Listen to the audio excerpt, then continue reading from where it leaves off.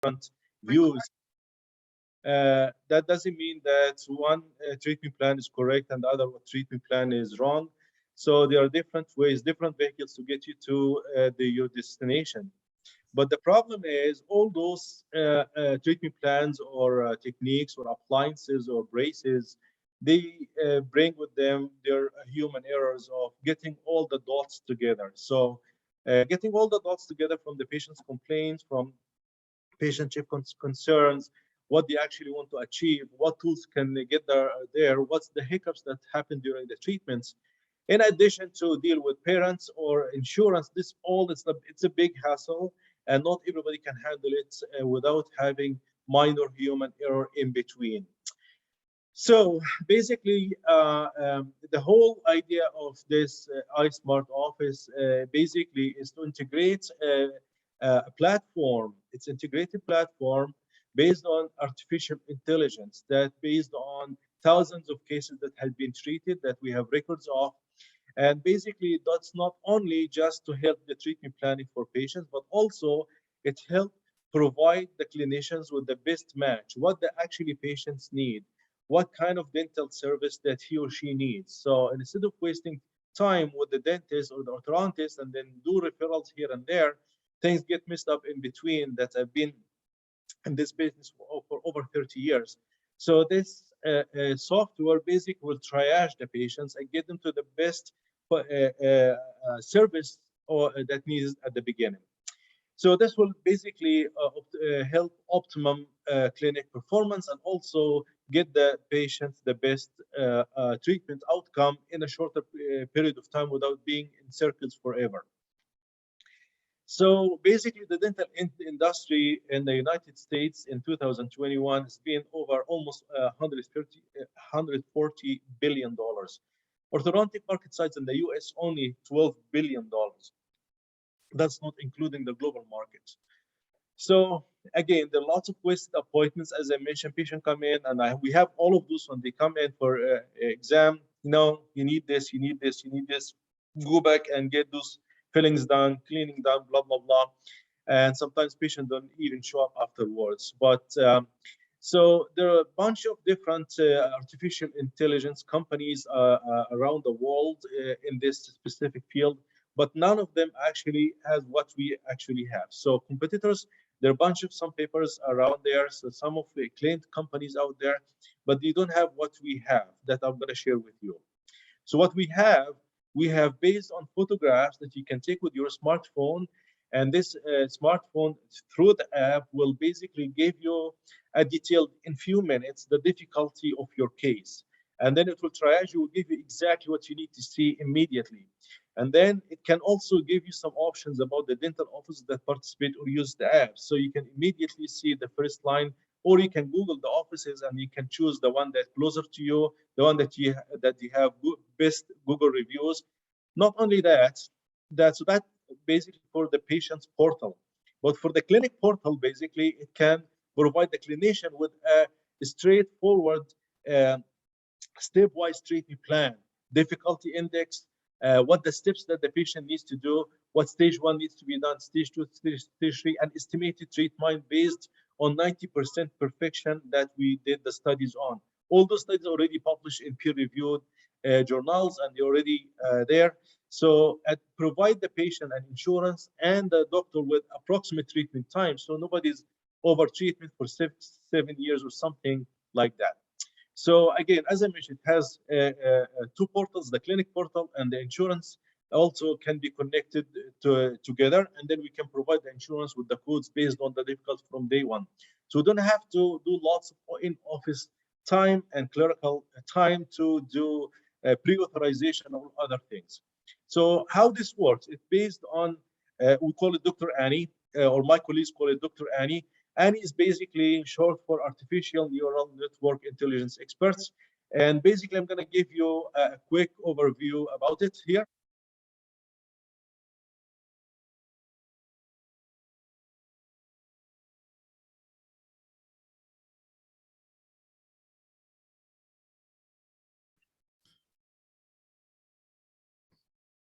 There is no sound, just to clarify, Turk.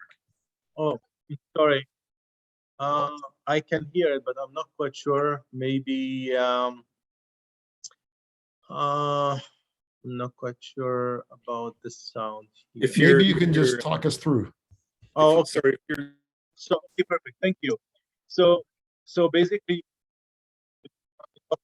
it's free for patients, and then once you have registered, you click the money. It's an icon. It reduces you take some pictures for yourself.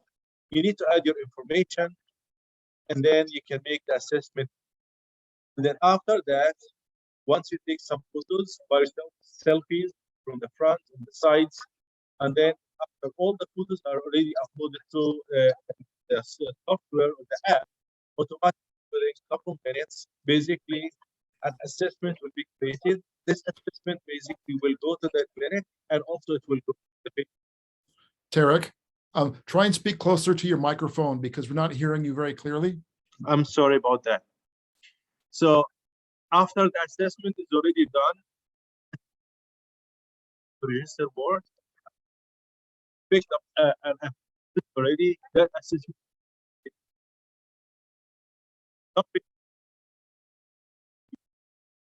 this is about. After this is kind of the output, and it digitized the photographs immediately within seconds, full assessments based on the thousands of cases that. After that, you can book your appointment based on whatever office that. Okay, and then if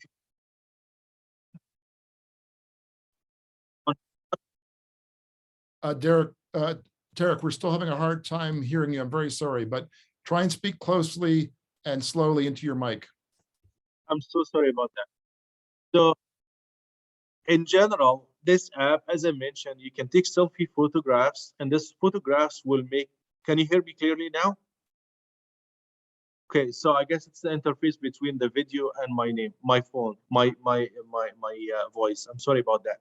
So anyways, in a nutshell, what this will do at the patient portal, it gives the patients immediate assessment what they actually need. They need orthodontic treatment, they need dental cleaning, they need fillings, whatever they need first. And then, as I mentioned, automatically the patients will be directed to different offices, and the patient can choose. The most important part here, basically the dentist time is saved because the patient knows exactly what he or she needs, and the dentist already knows what this patient basically should be go through, like steps 1, 2, 3, 4, and then we have a preliminary diagnosis. And this also, once the patient choose an office and the office already have the assessment, the office automatically will make, yeah, this is approximately your treatment time, and this is the insurance code. Bing, just a click, and it goes to the insurance. And as I mentioned, this was done based on thousands of cases that's been treated for over the years. And this has been studies already, the data analysis already published, as I mentioned, and then all are saved. Once we have this done, we can provide the office as well and the patient with teledentistry. Means that we can remotely control the patient's treatment progress. So then the patient doesn't have to come every month for braces to tweak wires and put some things here and there. So it makes the treatment time shorter, and also because you actually know you have a GPS instead of just going around the roads and you don't know what happens on the roads. So again, most importantly, it's basically this system. It has one system that basically approved by all the insurance companies. They have all the codes of the insurance companies, especially in the United States, and the codes are already verified and it's automatically approved. So we have over 150 offices worldwide. They are using the software for their offices to recruit more patients and to triage the patients, and the patient come for the appointment or the service that he or she needs. So basically, this company started up about 5 years ago with all angel investors. So up till now, it's about $1 million in infrastructures and IP and AI technologies. In total, excuse me, about $3 million basically have been raised. And basically, we have revenues about 150K on yearly basis from the service that's been provided. There are many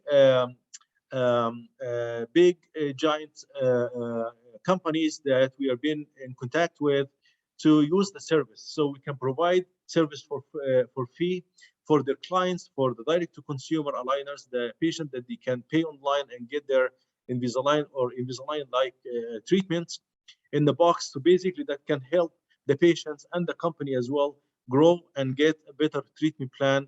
In addition to it, helps the orthodontists or the dental offices.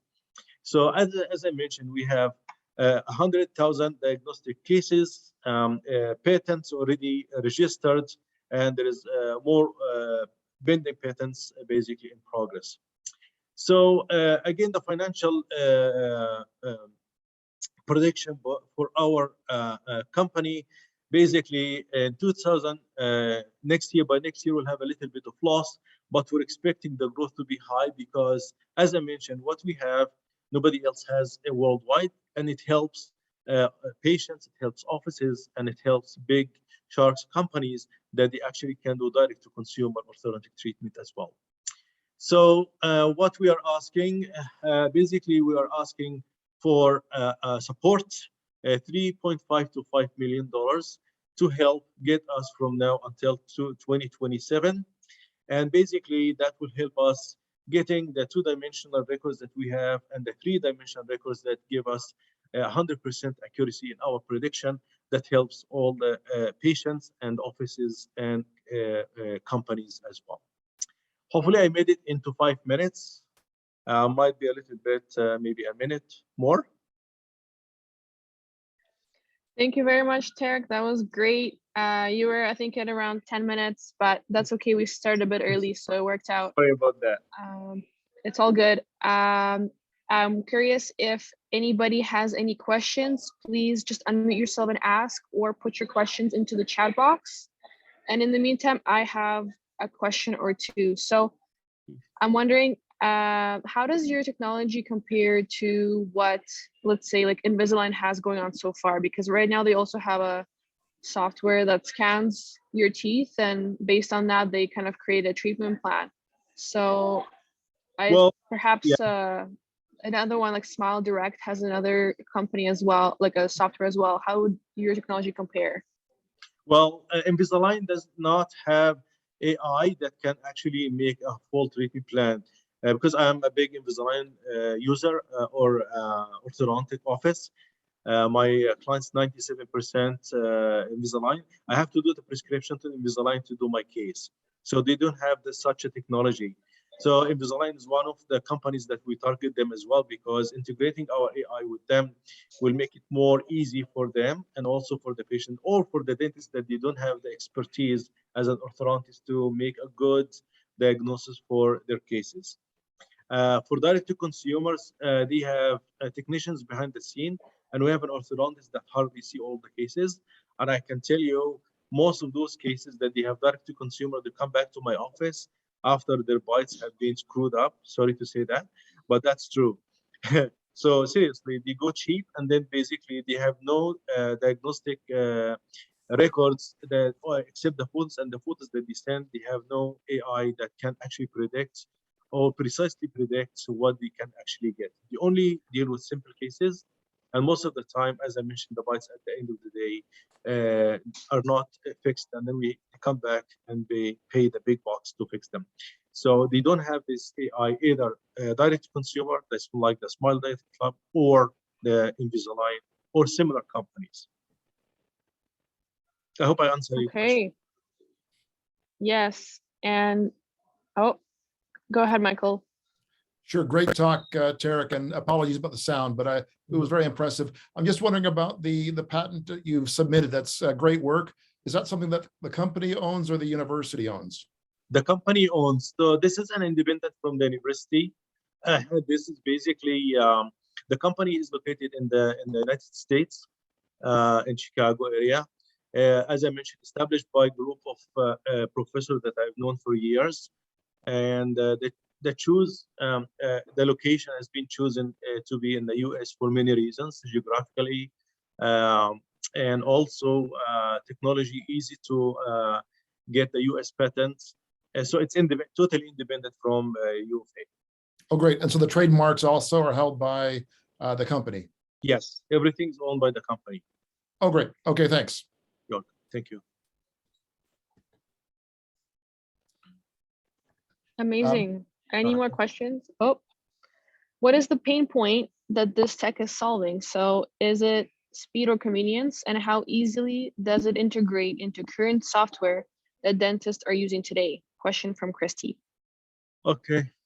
So basically, what the technology that the patient's using today is basically hit and miss. Seriously.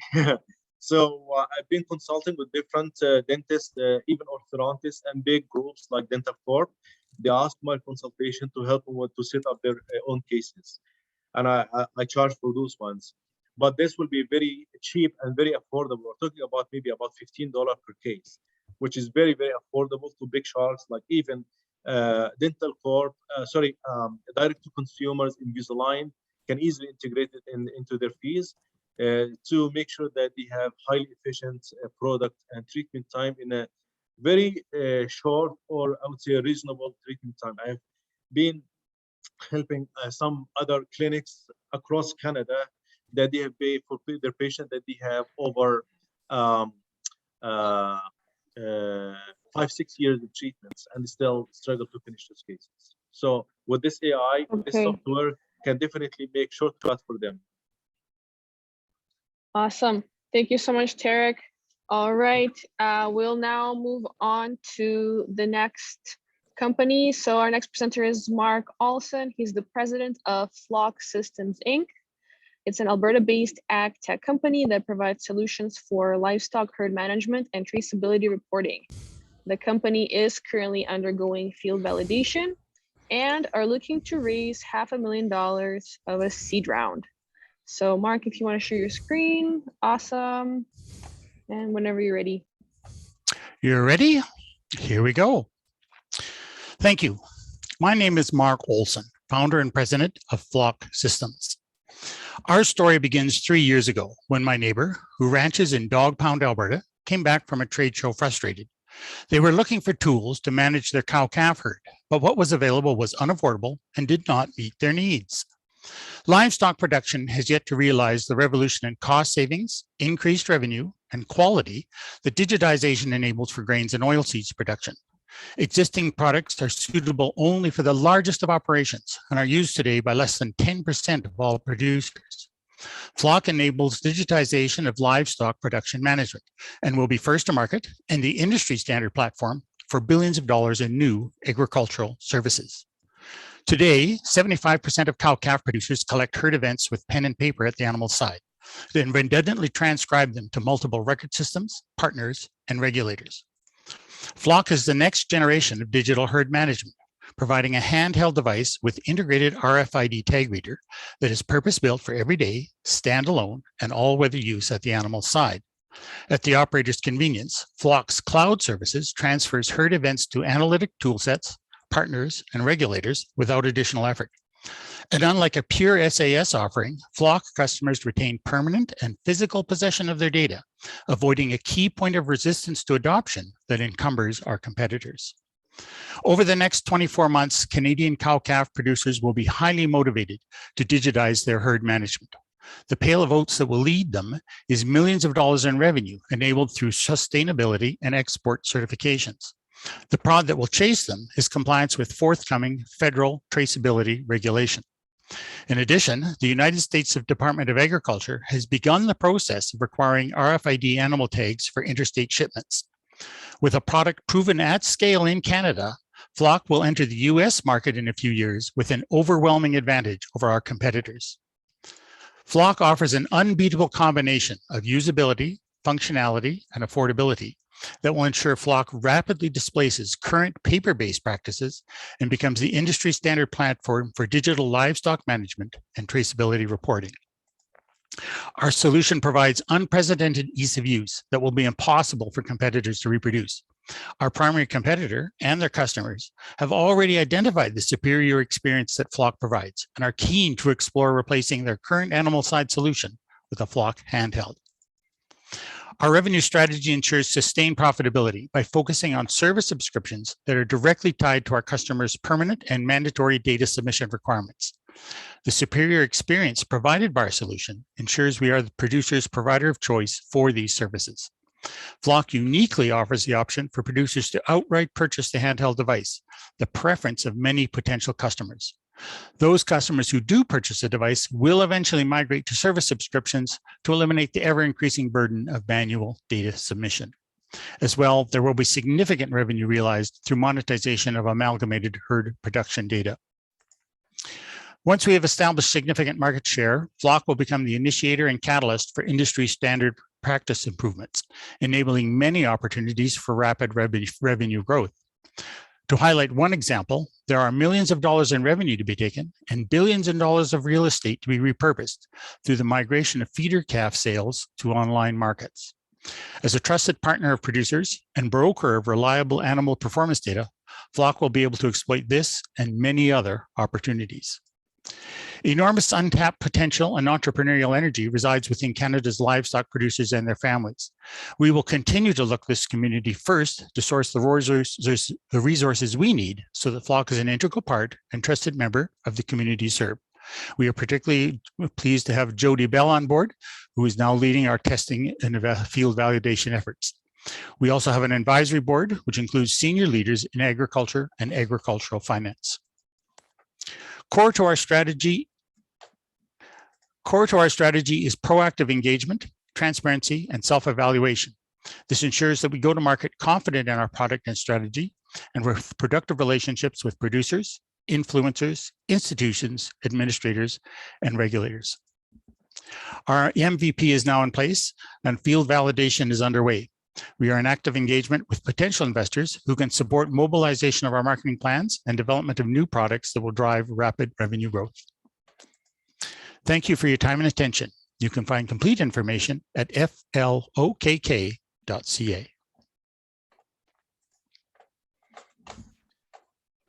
Awesome. Thank you so much, Mark. That was great.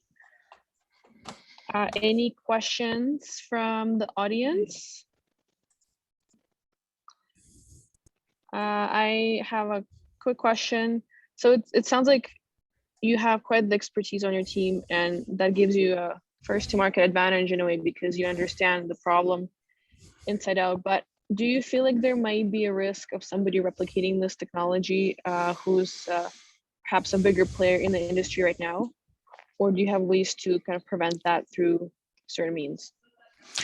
We have completed a patentability study. There are aspects of the products that are patentable.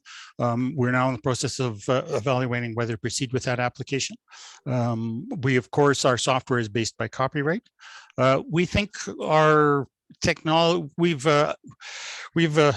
our strategy is to apply commodity-based components in an innovative way, and the skill set to be able to do that is actually fairly narrower. Finally, at the end of the day, if a larger partner wants to get involved, we are quite prepared to pivot and be a technology provider. If we can license, ultimately our real interest is the engagement with the services. And if partnering with a larger organization was a good way to get the hardware out, we'd happily do that. Okay, thank you. I'll read one more quick question. What would you say is your biggest differentiator compared to competitors, and how would you compete with larger companies like TELUS Ag and HerdTrax?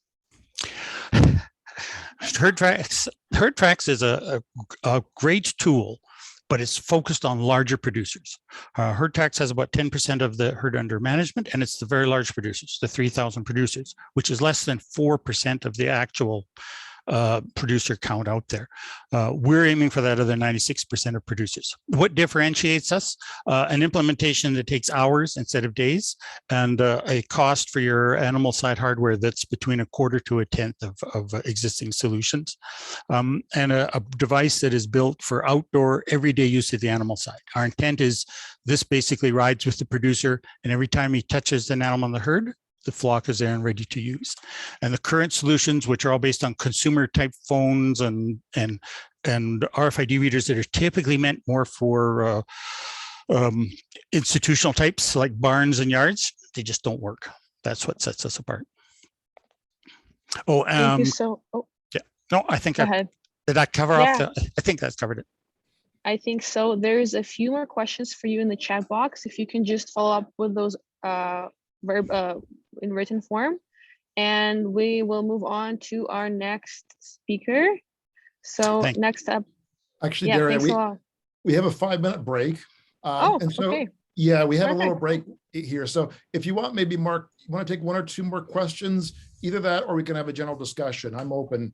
But why don't you continue? Because I think the questions are good, and there's maybe more that you could gain from those comments as well, in terms of strategy.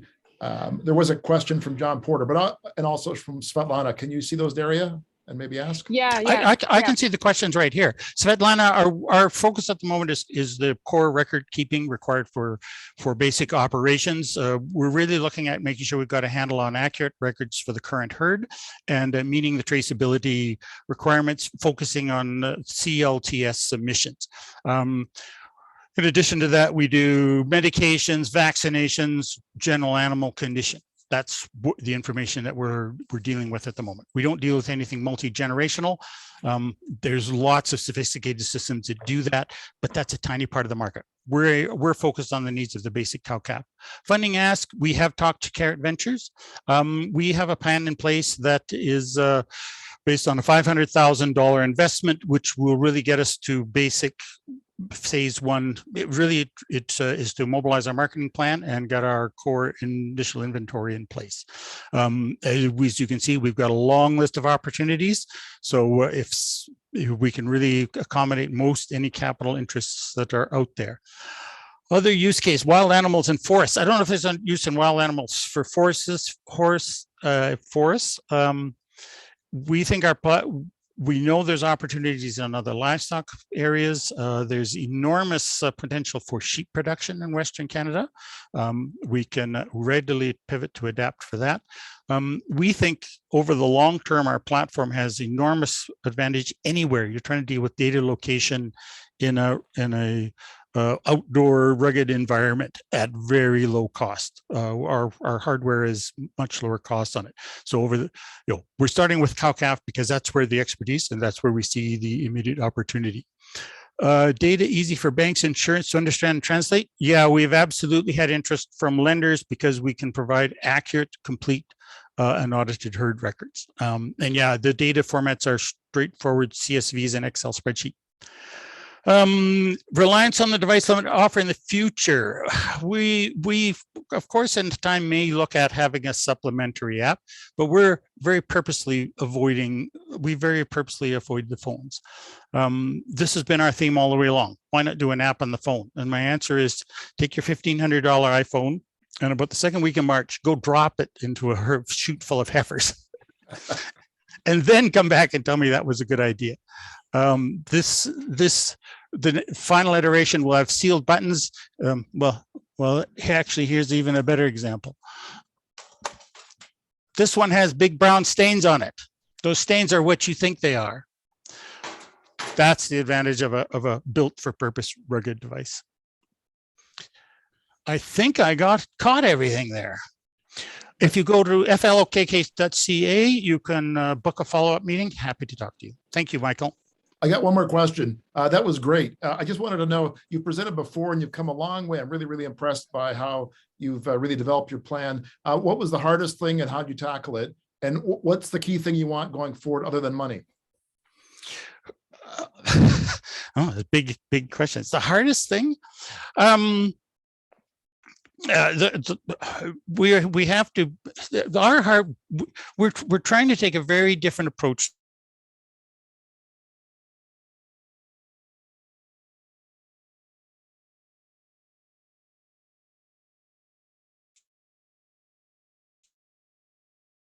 to this. It's positioning both our product and positioning our position in the market so that we can engage that producer. That's our real focus, more than the technology and so on. Sorry, the other question was? What do you want besides the money? In many ways, we're more interested in potential partnerships. We think there's enormous potential if you look at any of the challenges that face livestock, CGT responsibility, antibiotic resistance management, just basic sustainability, it all requires more data and requires auditable data. And that's the game we play in. We'd love to talk to any partners who's working in that space. And we know they're out there. There's lots of good solutions, but they have no way to get the accurate data from the animals, and that from the animal side. And that's where we want to play. Thanks. Thank you, Michael. Thank you so much. That was awesome. Should we move on to the next speaker, Michael? Yes. All right. Okay. Next up, Pankaj Purwar, who is the CEO of Farmers Legacy Biotech, and they've developed a patent pending technology for transforming canola oil. The company is looking for $100,000 to run their field trials and additional $250,000 in investments for additional business-related needs. The company is also looking for financial advice. I'm gonna go full screen. We can't hear you. Unmute, please. Hi, my name is Pankaj Purwar. I'm CEO of Farmers Legacy Biotech. So we are making vegetable oil production more sustainable, oil more healthier by transforming the conventional canola industry to the healthier saturated fat, saturated oils. Currently, the only source of saturated oils are palm oil and coconut oil, and we North America do not produce any saturated oils. So what is the problem with the current production of saturated oil? So currently coconut oil production is limited, and 50% of our supermarket food and beverage product has palm oil. It has a health issue because its slip point is around 33 degrees centigrade, which is very near to the body temperature. It has a sustainability issue because the harvest of palm oil has resulted into deforestation across the continents. And there is a major supply chain issue because the demand is increasing due to its various uses in cooking, biodiesel, margarine, home care, and personal care product, where supply is stagnated. So currently, if we see the canola industry, it is a $19 billion industry impacting from farmers to the retail industry, and it has a various valuable byproduct. So it has 525 million livestock industry benefits which come from the meal.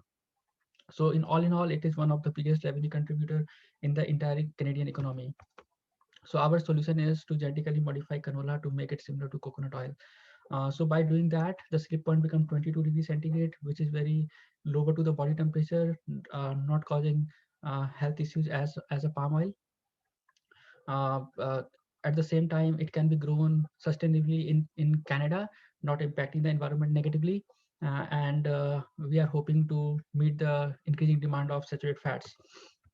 This is our demand and supply look like. Currently, the coconut and palm oil import stand at somewhere around 2 million metric ton. So by 2029, we are expecting to at least create 495,000 metric ton of these saturated fats in Canada for the North American consumers. So currently we completed the Foresight Kickstart program. We have completed Alberta Yield program. We have got a support letter from the Richardson. We are working with the University of Calgary, and currently the transformation is underway at university, and we received 60,000 fund from the Mitex, and we got a very good review on our technical plan from them. In terms of revenue model, we are expecting to generate $2 to $4 dollar of per bushel of commission when the farmers sell their harvest to producers, and similarly making $2 to $4 per bushel when the producers transfer their final producer product to the end users. So currently, in terms of the health and availability, in terms of computer analysis, so palm oil is available, but it is unhealthy, whereas coconut oil is healthy and unavailable. So basically, we are getting into a market segment which makes the saturated fat healthy, available at the same time. So this is our team. Tarang Singhal is CIO. He's MBA from Columbia University and one of the premier institute in India. He works at Blackboard, and he has a various expertise throughout the various domain of industry. I have worked in Marico and Unilever. I did my MBA from University of Victoria and engineering from Harcourt Butler Technical University in India. This is how our cash flow look like. The red line is expenses. So our expenses keep on increasing as we progress, but at the same time, we will start generating revenue in 2029. And after that, we will making enough revenues to overcome our expenses. This is our commercial timeline. Currently, we are in development phase, and we are starting transformation next month. And we are expecting to develop a MVP in next 4 to 8 months. Then next phase is validation phase, where we will be taking the field trials, and we will be developing farmers and processor acquisition plan 2023. So currently, like we have got from Richardson, but we are expecting to get more support letters and buying plan from more buyers. In phase 3, that will be growth phase, which will be around 2023 to 2025, where we will implement the farmer acquisition plan, begin to sell seed to farmers, and we can start roping the taking the plans for seed selling to margarine and detergent manufacturers as well. So currently our valuation is stand at $1 million. We are asking for $250,000, where $100,000 will go for field trials and $150,000 for farmers acquisition plan. Our goal is to become a $1 billion company in 10 years, and we are hopeful to provide 100 times return to our investors. That's from my side. Awesome job. Thank you so much. That was very interesting. Any questions in the audience? Yeah. I'm happy to ask a Michael, question. did you have a question? Sure. Great talk. Thanks so much. Just wondering about the, you say you have a pending patent, I guess, and just wondering, is that owned by the company, and how is that, is it going to be an international filing, I guess? Yeah, so it would be filed we started with Canada, then we will move to US. So basically, it would be mostly we are concerned about the North American market, specifically Canada market, where this is gonna be grown and produced. And yeah, we will have a global patent for sure. But IP will be shared between university, company, and currently we are working with NRC as well to create a field trial. So we will see that most probably the IP will be shared between NRC, company, and university. Okay, great. That's the University of Calgary? Yeah. Okay, great. Thank you. I have a question. This might be a little bit naive, but I'm just curious, where does margarine fall on the competitor slide? Because you compare... Margarine has one of the ingredient, the saturated fat. So currently they use palm oil. So basically what we are saying is the margarine made of palm oil is not healthy. And we want to replace that palm oil with this coconut-like oil, which will make it healthier. So it is one of the ingredient or supplier of the margarine producer. So we are not competing in terms of margarine, but yeah, we are competing with margarine from the palm oil. Right, but then there's also margarine that exists that's already made out of canola oil and other vegetable oils. Yeah, yeah. So I guess I'm just curious about like the specific advantages that your product would bring from like a consumer marketing standpoint. Yeah, basically it will be more healthier than the current margarine which is being sold on the market, because we will be replacing the palm oil of the existing margarine with the bramola, which would be healthier. Okay. And how long have you been spending on, how much time have you spent on developing kind of the gene editing aspect of bramola? So it's almost like 1.5 years. So now like the experimentation is underway, but first like getting the technical aspect ourselves, submitting it to the university approved it, they think that can be doable. That's how we find the partnership. And now like almost 8 months we have been working. So now we are under transformation, because there is a different step involved, like enzyme introduction and all those stuff. So it took a lot of time, but now we are into the final phase where we start transforming. Okay. And we have a question from John. What scale and outcomes are to be evaluated in your pilot? So basically what happened is saturated fat. So coconut oil has a different mix, say lauric acid, myristic acid, and all those stuffs. Earlier it was, we had an oil which has rich in either lauric or myristic. So we want to make sure that we get a proportion of lauric and myristic acid right whenever the experimentation is completed. So that is our end result, which we are expecting. A quick question here, just wondering about market analysis and customer response to the Bramola brand. Yeah. So basically, like we will be getting it marketed through companies like Richardson, Marico, and all others. So basically, our company will be utilizing their brand. We won't be creating our own specific brand. Thank you. All right. Thank you so much, Pankaj. Great job. Great presentation. And we will move on to the next speaker. So next up, we have Kevin Hall. Kevin is the CEO of Emergent Waste Solutions, which is an innovative approach to sustainable water disposal. They're currently looking for an investment of $100,000, as well as advice on contracts, export, industry links, and marketing in order to deploy their advanced thermolysis system for indoor agriculture and conversion of waste carbon into feedstock. So I'll pass it on to Kevin. If you have a deck, please feel free to share it.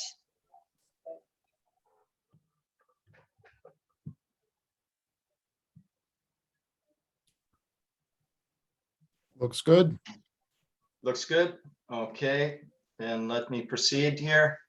Well, we see Chinese lights. Ah, even better. Just full screen it. This is even better. Thank you. Maybe switch your screens because we Okay. see the smaller screen right now. All right, let me. I think if you switch screens, you'll be able to. Yeah, let me just. We see the Japanese lights again, which are lovely. Yeah. Okay. Just. While you're getting set up, we have a little break afterwards. So just take your time. And when you're up, that's good. Great to have Jeffrey Beanland here. He's coming in from the UK to help advise. Jeffrey, feel free to say hello. We try and introduce our advisors so you get to know them if you're available. It's also great to have Rajesh as well here from here in Denver. Jeffrey, say hello, Phil, if you wish.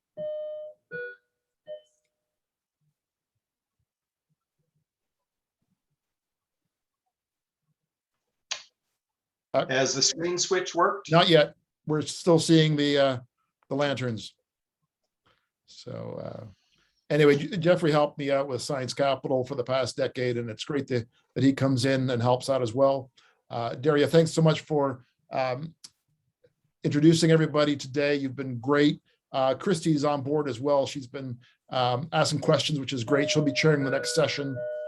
I'm gonna need to run off for 2 seconds. Okay, we can see your screen now. That's great. Just start whenever you're ready. Okay.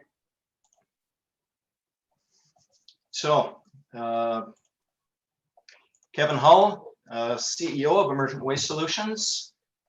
Our technology addresses 6 significant issues for our time. These issues begin with circular economy. Why circular economy? For the sake of our environment, diminishing raw materials, but also for increased GDP growth and increased job creation. The second significant issue of our time is clean energy. The market for clean energy, just about 900 billion in 2020, looking to do 1.1 trillion in 2030. Not only is it economically imperative that we be a part of this, but for the sake of the future of our planet, clean energy is significant. The third item, climate change. Not only is it really important that we address climate change for the continuation of our planet and life as we know it on the planet, but is also an economic imperative. In the US alone, 14.5 trillion will be lost in the next 50 years due to climate change.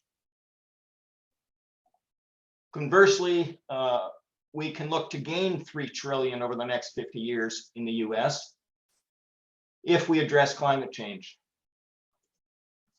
The next significant issue facing us today is that of our waste streams. We're literally being buried in garbage and crap, and this cannot go on. Plastics. Every week we're reading something new about plastics, microplastics being found in people, certainly plastics wreaking havoc with the oceans and our environments, our waterways.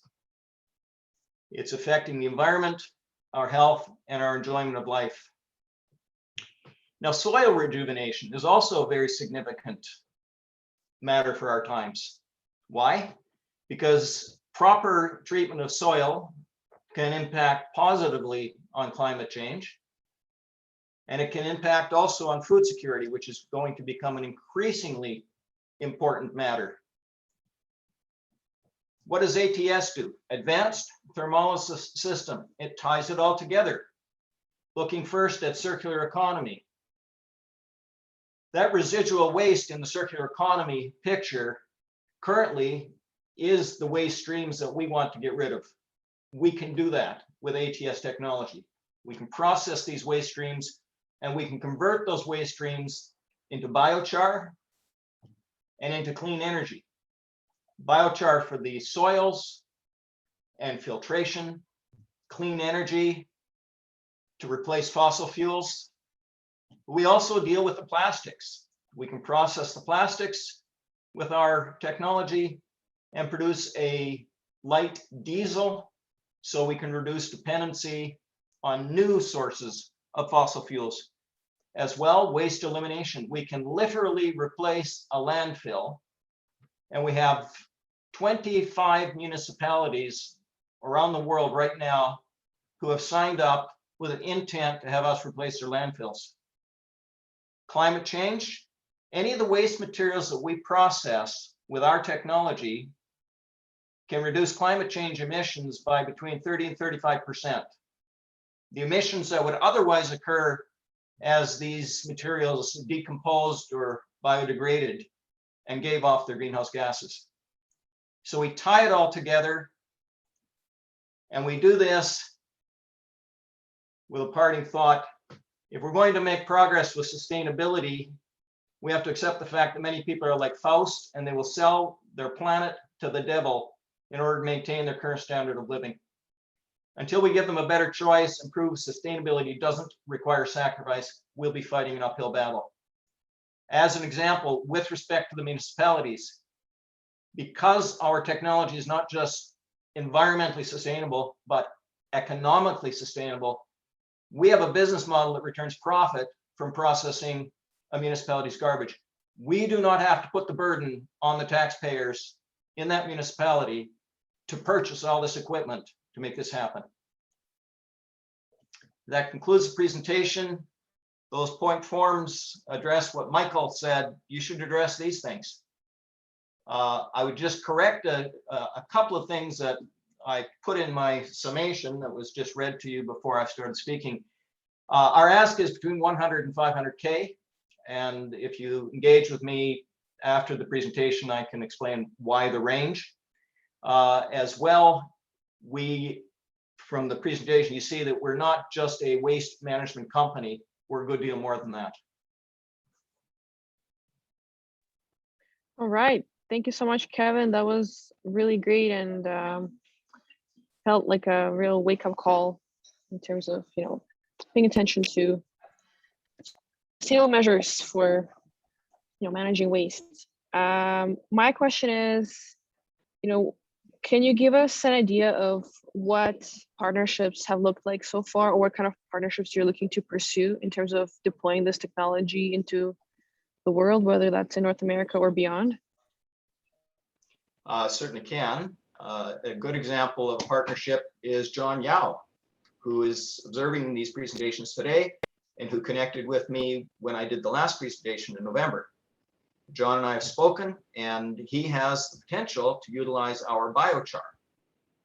So we will shortly be sending him 500 to 600 liters of biochar, which he will run tests with for a process that he's invented. And if things work out well, John could be a significant partner in what we're doing. So that's one example. Another example would be a municipality that is filling their landfill. They're going to have to come up with a solution. It costs approximately $20 million to build a new landfill. That municipality could come to us, save that 20 billion, and pay no more on an annualized outlay for managing their waste than they are today. Two examples: indoor growers, greenhouses. there are a tremendous number of potential users of the materials that we produce. We're also looking, in addition to the financing partner and the purchaser of our goods, we'd be looking for strategic partnerships to solve problems. For example, there's a large company in Brazil that is making second generation ethanol. They're ending up with lignin as a byproduct. They don't know what to do with it. There's no current solution. They can't put it in a landfill. And they've got 8,000 tons in inventory. We can process that lignin and we can create clean energy, and out of that as well, we can create a bio oil. Okay, thank you. One question here real quick. What are you raising the funds for? Good. We're raising the funds to streamline our current operation. We have a commercial plant and it works fine. There's a lot of manual labor right now that can be replaced with some automation. So we're looking to automate where we can. It is in Hope, BC, or 15 minutes out of Hope. So it's in a nice location weather-wise, but with climate change now, we're getting some radical weather in the area. We'd like to upgrade the building to make us a little more weatherproof. And then we need to do some marketing. We need to do some good marketing. We have already buyers for our carbon credits, which are significant. We are partnered on that location and on that project with the First Nation. It enhances the value of our carbon credits, but we need to do marketing on our biochar side. Those are the big items. Okay, and what if you're planning to have an IPO, does the ask stay the same, and how do those two events collide together? Yeah, what we want to do with the IPO is we want to put ourselves in a position to build the next plant. We can show pro formas. We can demonstrate that those pro formas are based on actual operating knowledge. So they're more secure pro formas than what a company might normally have. But what we want to be able to do is take that pro forma and go to the market and raise funds to build that particular plant, to build that project. So the lignin project is an example of that. That will be a project that's going to be in excess of $50 million. And so we want to be able to raise significant amounts of money in the marketplace. And we want to be introduced to debt financiers who care about environment and who will take on that kind of project. Is BC Okay. at commercial capacity? We're not yet at commercial capacity with that plant. We've just done several infrastructure upgrades there that will enable us to increase our productivity and get to commercial capacity. We're scaling up beginning this week. In fact, Thursday is our first step on the scaling, and we'll be scaled up by, we think, the beginning to the end of summer. So we'll be a 24/7 operation. Thank you so much, Kevin. Christy Pierce. Okay, let me just grab that. Okay, Kevin, great Email. work, and we'll leave that chat space open to respond to, but just I want to thank you again for pitching a couple times in the past year. You made a huge amount of progress. What's one thing that you'd really like help with in terms of advice? Maybe marketing, was it? Or what would be the key thing in terms of an advisor? It's great that John has helped out as well. Is there any kind of hole in your team right now that you want to fill? I think what we need in particular is how, I guess marketing advice, yes, how to penetrate some of these industries that have a challenge, they've got a problem, but particularly in Canada, people seem to be very, very risk adverse. If we haven't done it that way for the last 5 or 10 years, then we don't want to do it. So introductions into municipalities would be terrific. That would be really good. Advice on how to penetrate these markets. Great. Sounds familiar. Daria, thanks so much for sharing. And Kevin, thanks for a great talk. I want to introduce our next chair, Zachary Clarenbach, who's a student working in the Department of Physiology at the U of A, and he also works with me as well on a project on the nuclear receptors. Zach, thanks for coming on board today. Feel free to, I think we've got another minute or so. Feel free to say a couple things about yourself if you wish, and then we can kick off in a minute with Simba, who I think is probably ready to go. Yeah, happy to be here. I'm a third-year physiology student at the U of A and also a research associate with Michael. And so I have an interest in health and biotechnology, and that's why I'm chairing this session, which is focused on biotechnology and psychology and how that can create business solutions. And so to start, I would like to focus on Simba, and she's the CEO of Lenica Research Group. Their presentation focus will be on Peak Cognitions Labs, which is a virtual reality service targeting the medical and sports fields. Go ahead, Simba. Can everybody hear me? Yep. Yes, looks great. Just the full screen and you're good to go. Perfect. Thank you, everyone.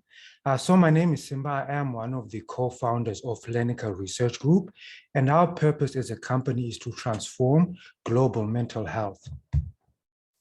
The large-scale problem we are trying to solve is that by 2025, according to the World Health Organization, 1 in 3 people will be diagnosed by some form of a cognitive impairment.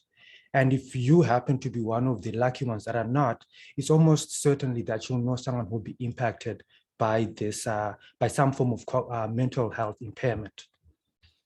And so to solve this, we have created a solution which primarily aims to offer a preventative way to prevent some of the mental health impairments that are going to be impacting individuals, in addition to supporting some of the prescriptive ways that are already available in our healthcare system. So Peak Cognition is a platform that on one end allows users and patients to train their cognitive skills, so their attention, processing speed, reaction time, hand-eye coordination, and decision-making accuracy, while also collecting the biometric data from a fitness tracker. So sleep, stress levels, heart rate variability, activity levels, and oxygen saturation, just to mention a few. What is unique about our solution is that there's a lot of research that our mental or cognitive health is impacted by a physical lifestyle, but there hasn't been a solution up until now that allows people to combine those two elements. We are planning for healthcare adoption as our primary focus, but because there's a lot of regulatory requirement, research, adoption requirements for us to get into there, we have created a healthcare adoption strategy. So initially, we're focusing on the sports performance industry. We are working with varsity teams and the Olympic athletes to help them optimize their performance so that they can outcompete their competitors. The next phase will be going into supporting recovery following brain injury. The reason behind this is that the sports industry and the healthcare industry both intersect at recovery following brain injury. So in sports, we'll be supporting sports psychologists and coaches around concussion management. And then in the healthcare system, we'll be supporting them with stroke management and other forms of brain injury.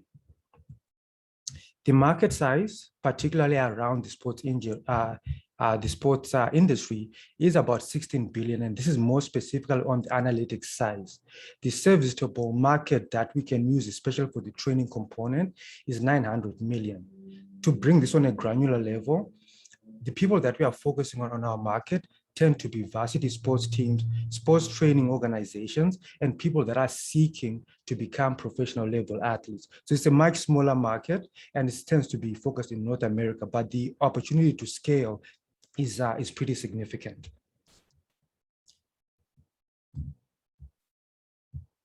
How we make our money, we offer a solution both on an individual basis and for organizations.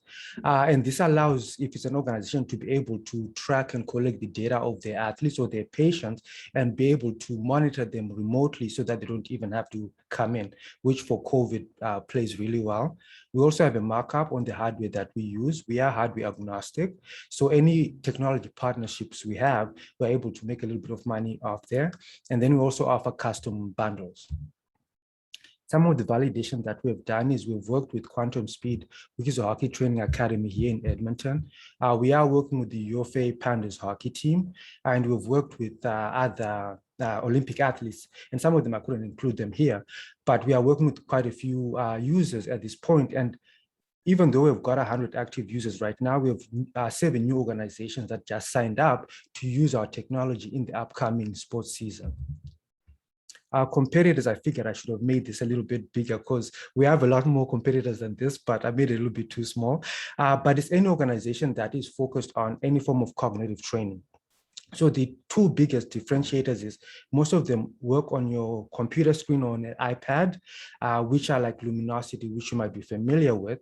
And then there are a few competitors that also work in the virtual reality, augmented reality space. Some of them have some biometric integration, which they do where there's like pen and paper or surveys, but not to the extent that our solution is utilizing it. So our solution works in VR, augmented reality, as well as on a computer, and then allows full biometric integration within our ecosystem. Simba, I can't see your competitor's screen. Could you go back one more time? Okay, we can see maybe 4 or 5 different logos on the graph.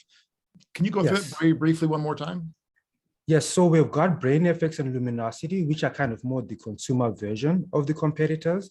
And then the ones that are a little bit more in our space is NeuroTrainer, which is a virtual reality-based cognitive training program, as well as NeuroTracker, which is a Montreal company that also has a VR-based cognitive training program. XI Health is the small one on top there, which is specifically in the healthcare space and works in stroke rehabilitation. And they have virtual reality lifestyle training programs that they do have. And so there is more that are going to the VR space. But again, the uniqueness here is that there isn't a lot of biometric integration associated with it, and to be able to glean insights from that cognitive health by combining some of the fitness data that we know contributes to how well a person is doing and their recovery process. Thanks. I'll make it bigger next time I come to present. So my name is Simba. My background is in psychology and neuroscience. We've got Dr. Yang Lu, who is a postdoc at the University of Alberta, and his expertise is in creating assessments and artificial intelligence. Our CTO is Eric Mang, who got a job to work for Google, but fortunately he decided to work for us. So our technology is beautiful. For those of you that are not tech, it's beautifully made. And then we've got our business development team with Scott and Cliff, as well as another developer, Jasper. And then Leica is our stroke rehabilitation specialist. And we've got our advisory board, Dr. Singal and Dr. Boulanger from the University of Alberta. Our ask is pretty simple. We're looking for introductions from either the semi or professional sports teams to expand our use case. We are looking for research partners who are interested not only in validating our solution further, but if they're looking for a solution that allows them to measure the participants' biometrics, our solution is able to do that. And then for anyone who's looking to join an advisory board, we're a pretty fun team. We do work, but we also do have great discussions. And yeah, that's kind of our primary ask. And this is our team. I know we don't have a financial ask right now, and there's a reason behind that, which I can kind of answer. But this is our team. And if you have any more questions for us, I'll be more than happy to answer them. Thank you. Any questions? Sure. Zach, are you there? Can't see you for the moment, but are you there, Zachary? Ah, perfect. Yeah. Do you want to ask any questions? Yeah, for sure. So how close are you to applying this in clinical situations? Have you done any testing on that sort, or is it strictly in the sports field as of now? So we have worked with the Grenrose Rehabilitation Hospital to develop a prototype for stroke rehabilitation.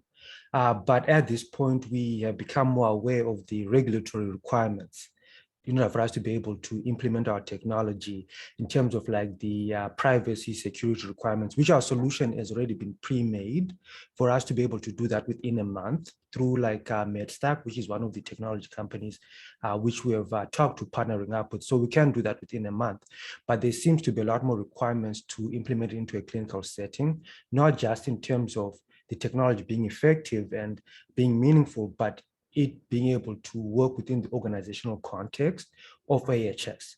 So the reason why we're starting with the sports industry is that we can test, we can iterate, we can make sure that all the bells and whistles work, and we can show fit without requiring those having to meet some of those requirements, so that when we end up transitioning into the clinical arena, we've got a lot of evidence to show that it actually works.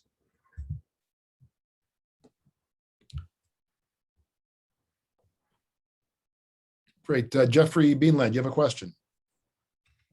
Go ahead.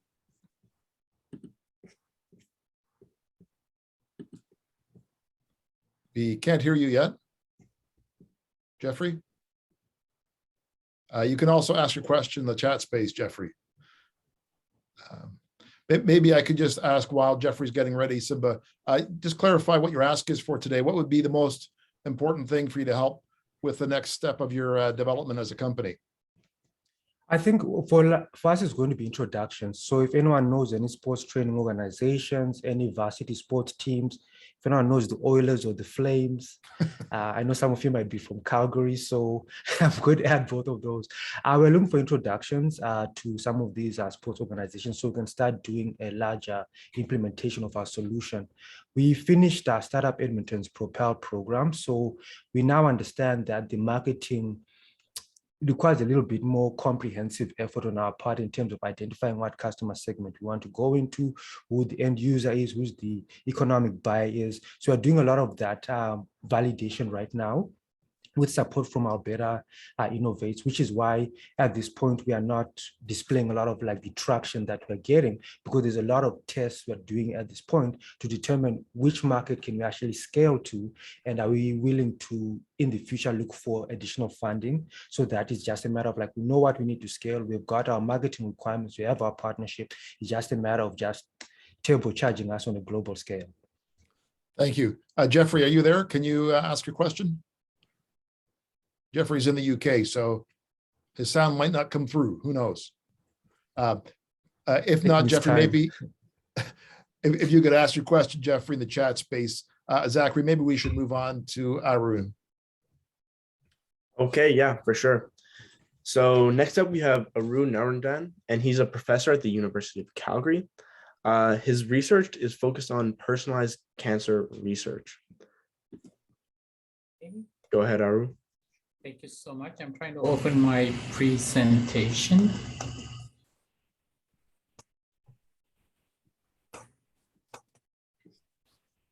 Perfect.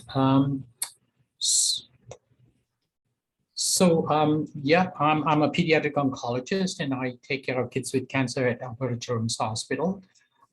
So the problem need that we are trying to solve is a treatment of an unmet, or coming up with a treatment for an unmet need in pediatric oncology as well as adult oncology.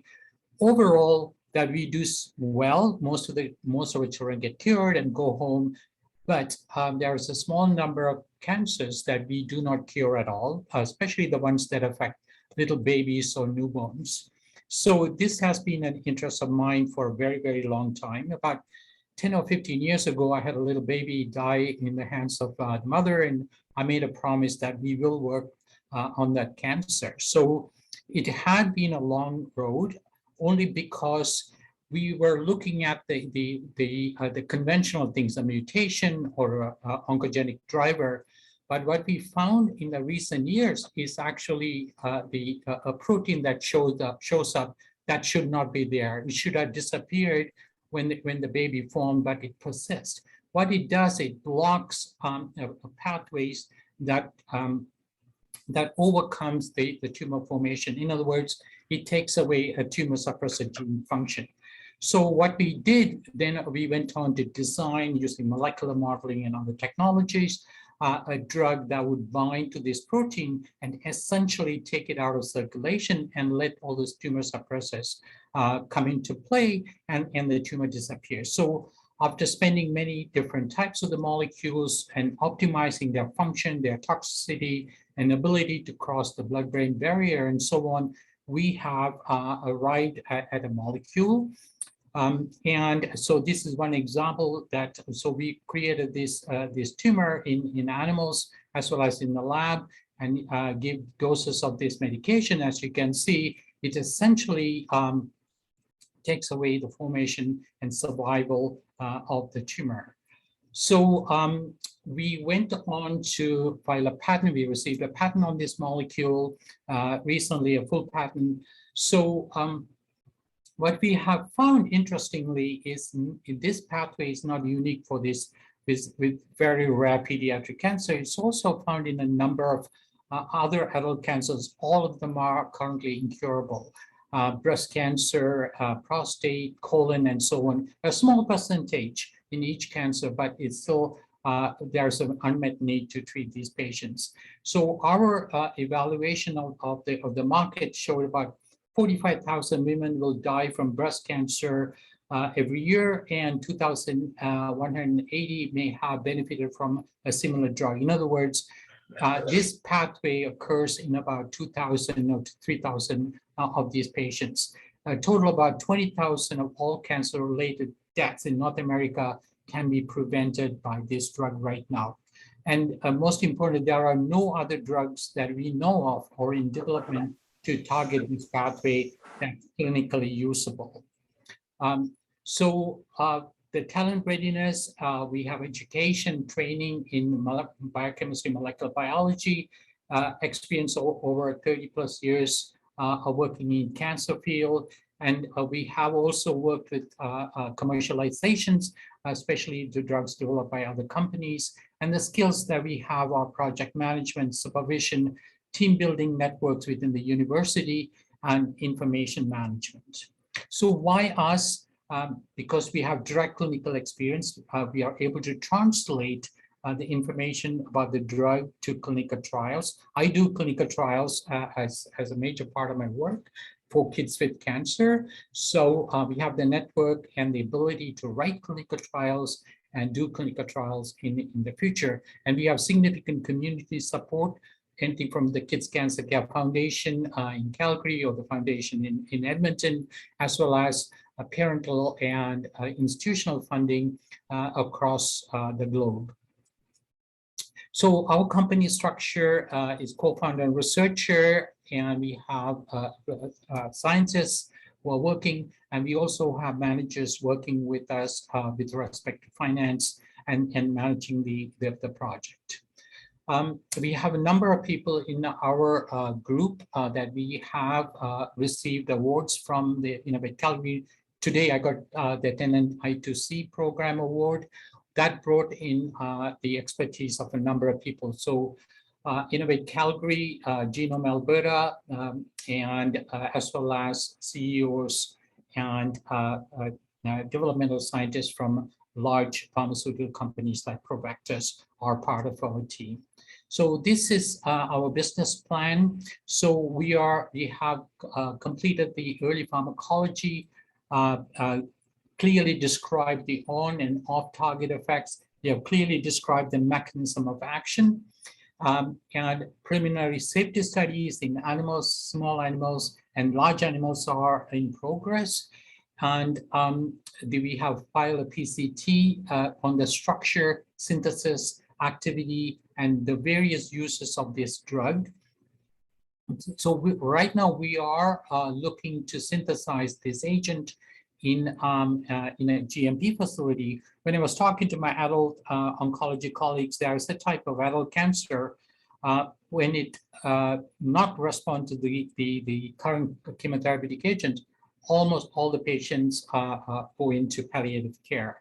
So there is a need and patients available to do a small clinical trial. So we are in the process of writing a clinical trial to use of a drug after being synthesized in GMP to generate the very first set of safety and clinical data.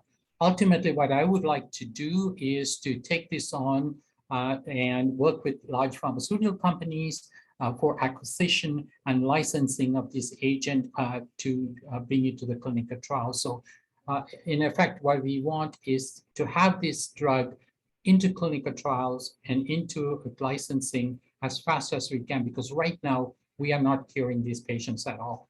So what we are asking is investment for the GMP production and subsequently to do the clinical trial at Tom Baker Cancer Center in Edmonton to start with, because we do have the patients available and the adult oncologists are willing to start a clinical trial with this agent. Introduction, connection to pharmaceutical companies or investors to bring this to the next stage to take it to commercialization. Thank you so much, and I'll answer if you have any questions. All right, thank you so much, Aru. Feel free to unmute yourself if you have any questions or ask them in the chat space. I have one question that I noticed on your previous slide. Is you noted GMP production was important. Could you discuss like what that is and why it's so important to your process?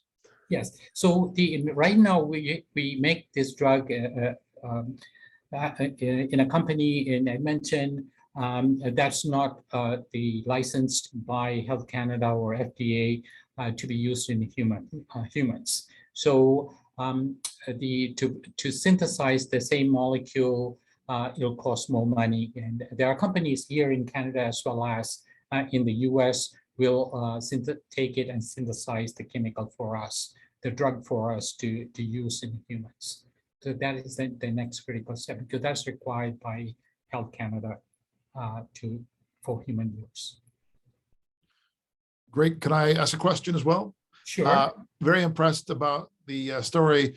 I'm just wondering about your target selectivity. How are you certain you're on target and not hitting significant off targets?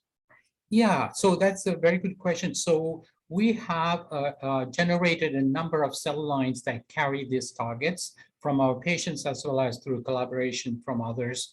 We also went ahead and silenced this protein using siRNA technology or transfecting this protein into normal fibroblast cells and showed they become malignant. Then we treated them with the drug to show that the effect goes away. And then we have other tumors exactly the same, say breast cancer, without this pathway, and we showed that our drug had no effect on those cancer cells. Great. And the mouse studies, I guess you've tried different xenografts, is that right? Yes, we transplanted almost all the cell lines, 5 adult tumor cells and pediatric cells and cell lines, and show, providing you have the pathway there, it'll go away. And also, it's not that difficult to test the presence of this protein. A very simple Western blot can identify that you have your target in the tumor. Okay. And have pharma shown any interest, or are they just waiting till you get more data? I have not approached any pharmaceutical companies yet, other than in my regular work. I work with Roche. We are running a few clinical trials for different companies.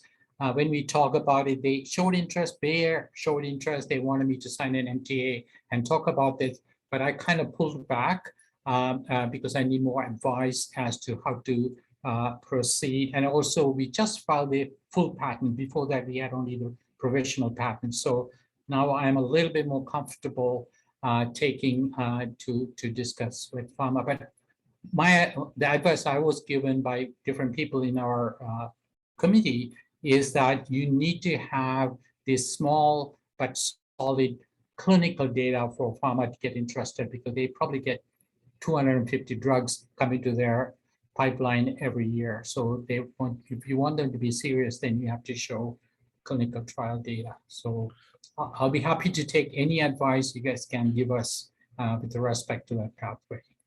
Sure. There's some great questions by Christy and also then John and Svetlana in the chat space. Do you want to respond to those? I stopped. The first is, have you spoken to API, Health Cities, University Hospital Foundation, Edmonton, I suppose also in Calgary? What's been the response there so far in those organizations? I have not talked to them, but I'd love to get those names and contacts for sure. Okay, well, maybe Christy can follow up with you on that. And then John also asked a question. John, do you want to ask? Sure. Can you hear me? Yep. Hi, John. Yes. Yeah, sorry. I was just looking at your proposed phase 1 with an N of 10 patients. I'm wondering if you couldn't consider adding either other indications or other preclinical evidence to expand that phase 1? Yes. Because, you know, if this can be used in other cancer, adult cancer, breast cancer, as you suggested, then why would you not look at that? Absolutely. Yeah, I mean, the cost is a concern. And also what we are trying to do is the first set of studies, the phase 1 clinical trial is mostly toxicity data. So 10 to 20 patients, I kind of revised that 10 to 20 with our last meeting with the experts. But they suggested that should be enough to complete an effective phase 1 clinical trial. Ethically, I don't know if I would include placebo, if that's what you are getting at, in a group of patients without this target. That would be a perfect scientific experiment, but may not be very ethical, because we know for sure this drug absolutely has no effect unless you have that target protein in those tumors. Yeah, so I'm just curious, you know, what, in that case, then what would your primary indication be moving forward? The toxicity, tolerability, and of course, if we get any data on tumor regression, we will include that in the data, but the objective would be to determine the dose-limiting toxicity and an effective dose to go forward for the phase 2 of the clinical trial, or take it to the pharmaceutical company. So they can either have me as the partner, because we do design drugs trials, we have patients. I'm part of a consortium that includes MD Anderson and Harvard and so on. So we have the patient population, even for rare tumors. And these patients, these kids absolutely have nothing to go for. So the parents will be very willing to enroll in a clinical trial, providing all the safety and other concerns are addressed and watched very carefully. All right, thank you, Aru. You can contact him on the sheet we've provided on Discovery Labs. And Thank so you. next up, we have Shannon Phillips, and she's the director at Unbounded Thinking. Their management consulting strategies are focused on innovative solutions for businesses. Al, you can hear me, Zach? Yep, sounds good. I got to call you out for the he, him, as opposed to she, her. I'm just going to add my screen here. Great to have you presenting today, Shannon. Thanks, Michael. We can see you, but not your slides yet. Yeah, it's bringing that up right now. Okay, looks good. We're good to go? Yep. Okay. All right. Yeah, as you know, I'm Shannon Phillips, one of the co-founders of Unbounded Thinking. And I'm just going to run you through exactly why we exist and how we do business. So I think now more than ever, a little bit of a different term for you guys is what we're going to talk about, is that we need to adapt to that rate of change going on around us and prepare ourselves for what's coming. As you can see on the screen, we're about to hit that 5th industrial revolution. And, although when we look at innovation, we think of it as technology with that exponential growth, it's got us to where we are, but we shouldn't be defining innovation by technology. We need to start looking at it as a way of survival, especially in business. We're innovative by nature. We know this, from creating fire to now using that energy to leave the planet. We're just an adaptive species. We're innovative by nature, but we really want to look at what happens when we don't nurture that.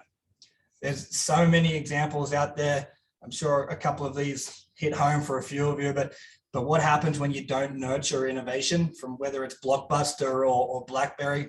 But the learnings that come with these examples is that even the most successful companies out there really need to build innovation into how they do business just to survive. But what's the actual big problem when we dig down into it? What really needs to be fixed? There's a really good study out there saying that 95% of companies or organizations say that they need to innovate. They define innovation as part of their strategy. But when you go back and talk to them, they come out and say that only 5% of them are actually happy with their innovation performance. And digging deeper into that, as you can see on the screen, It's clear that innovation is just not being managed properly. We don't have the skills for it, and there's just no culture to support it. It's just a mess. So the big problem is that organizations really don't know how to innovate. And with that, quite simply, as we've seen with all the examples, they crash and burn. This is also supported by one of the most influential thinkers out there when it comes to management, who said that companies need to innovate to be able to survive. That was Peter Drucker. We need to approach innovation as more of a survival tactic and not as an add-on like we currently are. So at Unbounded, we do this through innovation management. It's a systems approach to innovation. So we first understand where an organization is at on their path to innovation, understand the employees, the business, and most importantly, how they approach innovation. And then with this, we're able to develop kind of a custom innovation strategy and then help guide the organization through that and work with them. But we're not just that cookie cutter off the shelf solution that doesn't work. We work with organizations as more of an extension to their business, not as your typical consultants. And with that, we provide that hands-on custom kind of approach, but still taking, very much the human-centered approach and also considering that holistic thinking in our problem solving. So what are we actually up to? We've talked a bunch about why, but what are we actually doing as a company? We came from construction, so we set our foundations there. Over the past 12 months, we've been working with a major Canadian construction client to improve how they approach innovation. We've helped them build structure around innovation. We've helped them listen to their employees differently and also help them build innovation teams. But I think most importantly, we've helped them really think differently around innovation. With that relationship, we're also supporting their own connection with the University of Alberta and the Construction Innovation Centre to research some of the projects that we're working on with that client as well. Outside of construction, we also host events, whether that be social or internal, what we call thinkathons. They're our approach to a hackathon. We also have different skills programs that we have, teach both internally and socially as well. And we're just about to kick off some meetups to discuss innovation forecasting. So this is our fun way to get people to think about what's next when it comes to innovation. So as you can see, we spend a lot in Canada and in Alberta and even Edmonton on innovation consulting. But what is that money actually being spent on? As you can see there, we're only spending around 10% of our innovation efforts towards innovation management. So this means we're spending a lot of money, but we're just not investing in actually how we innovate. That's what we need to change. That's what we're all about. There obviously is a lot of consulting out there to support innovation. Our background, it definitely positions us to take more of a scientific approach to improve how organizations innovate, just without the complexity. And we're definitely unique because we understand, complex systems and organizations. That's our background. But more, we really understand the people side of it who need to work within those systems. So I would say our secret sauce is really how we approach innovation management and how we build the skills for employees and the capacity for them to be able to innovate within that system. So how we're actually scaling, we're looking to bring on 3 to 4 large clients as more of a long-term relationship to help build custom innovation systems within their own systems, bringing on new staff to support that, acquiring new clients as the year goes on. And then along the way, we're also looking for additional revenue streams, but still staying true to what we do. We're not just looking to sell our souls so we can automate everything and kind of go backwards on what we're trying to do. Who's the Unbounded team? So my education is in biomedical science, organizational change, and organizational behavior. I look after our operations. You have Ali Wilson, who is an environmental engineer. Her experience is really around understanding complex systems and also has a similar experience in organizational change. Ali looks after our strategy and finance. And then Tristan, wraps up the team. Lots of years around working with people and with adults in social services. He's also part of the Alberta startup community. And with that, Tristan looks after our business development. So we come with that great understanding of how complex organizations work and even a better understanding of how people think. We're also positioned well to be part of Alberta's current focus on innovation. So our ask is to, as I wrap this up, is really threefold. We're looking to test out our skills programs with both leadership and teams, and then to get in there with those new clients to really take this new approach of innovation management to the next level. And then just to be a part of that innovation discussion across Alberta. We want to be part of, join existing communities, and we also want to bring in people to join our own innovation community. So with that, yeah, when the fifth ever industrial revolution starts to hit, how long will you last if you're not taking innovation seriously? And that's me. Thank you very much. Thank you for the presentation, Shannon. I think Peter has a question in chat. Peter, do you want to unmute and ask that?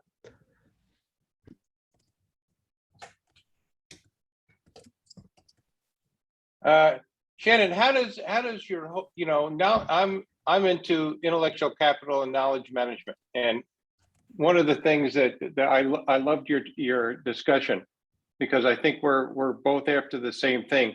So, one of the things that we find that we need to help companies understand is they have to capture, store, and make their knowledge reusable, moving it from a tacit state to an explicit state. Do you have that built into your program somehow? Yeah, great question.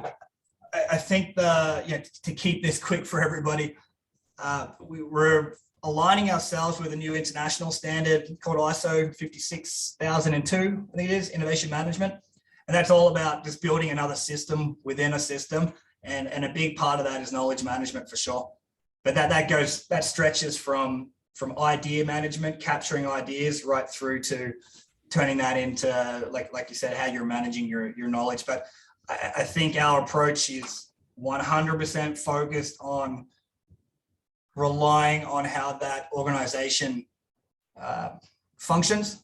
So like I said, we don't want to bring that cookie cutter, here's what you shall do. It's really understanding how that organization currently looks at knowledge management and then working around that. But yeah, the short answer is yes, knowledge management is a big part of innovation. Thank you. Thanks for the question. All right, thanks, Shannon. I think you can address the rest of the questions in chat here, but now we have to move on to Anthony Steenbergen, who is the CEO of Cannabiscuit Canada. So their business is centered on providing hemp-based dog products. Go ahead, Anthony. Good day. Good day, all. Share the screen. Presentation up, all good? Looks good. Great. So good day, everybody. I'm Anthony Steenbergen, founder of Cannabiscuit Canada. We're an Alberta-based animal health sciences company focused on the integration of cannabinoids in veterinary health products. Why are we here? Well, globally, pet ownership is on the rise, and greater than 55% of Canadian households contain at least one pet. Thanks to innovations in veterinary medicine, as well as improvements in standards of care, the lives of our pets are increasing. Average life expectancy. The global market for pet care is expected to balloon to $350 billion by 2027, and its targeted functional health products that have been identified as being the fastest growing market segment within this booming sector. Pet parents are seeking products with functional ingredients with proven health benefits backed by science to assist their pets with age-related conditions. In the fall of 2020, we launched with 2 hemp-based products for dogs, all legal under Canada's industrial hemp regulations. These 2 product lines included a line of 5 hemp-based nutraceuticals, registered veterinary health products with Health Canada, integrating a unique blend of plant-based medicines and supplements, as well as 3 hemp and insect-based treats, which appeal to the growing global demand for searching for environmental sustainable options and animal welfare. Our formulas have been crafted by experienced food scientists in our veterinary advisory team who have over 50 years of experience in applied and academic veterinary medicine. Between the 3 team members, we've got Dr. Connie Mosley, who's a founding director and current vice president of the Canadian Association for Veterinary Cannabinoid Medicine, which is an association looking to liaise between veterinary health professionals amongst the greater community in Canada and abroad, and the government bodies and research bodies. She's also a frequent lecturer on the application of phytocannabinoids in veterinary medicine at national and regional conferences, and has held 3 residencies across the US and Canada. We've also got Dr. Sarah Silcox, another founding director and current vice president or current president of the CAVCM, with over 20 years of clinical experience in both general and emergency practice. Our food scientist was previously the former lead research scientist at the Pet Food Innovation Program at Canada's Food Science and Tech Centre. She holds MSc and PhD in animal nutrition from the University of Manitoba and has 15 years of experience innovating and developing new foods and pet products. So what separates us apart from the other players in this field? We've worked hard to forge unique partnerships with trusted Canadian ingredient suppliers and globally recognized leaders in supplement science. So far, the uptake has been tremendous. In our first year to market, we've now got on to over 400 shelves of pet specialty retailers and veterinary clinics across the country. We've achieved greater than 135,000 in sales. We've secured 4 Canadian distributors, allowing for a coast-to-coast sales bandwidth. And we've also engaged an additional 250 retailers ready to take our products once we get our bilingual packaging launched. We've also signed our first international sales agreement.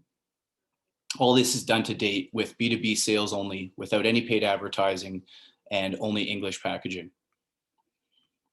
We're working to develop 3 distinct different sales channels, the one with which we're in right now, including the wholesale sales channel, pet specialty stores, and veterinary clinics.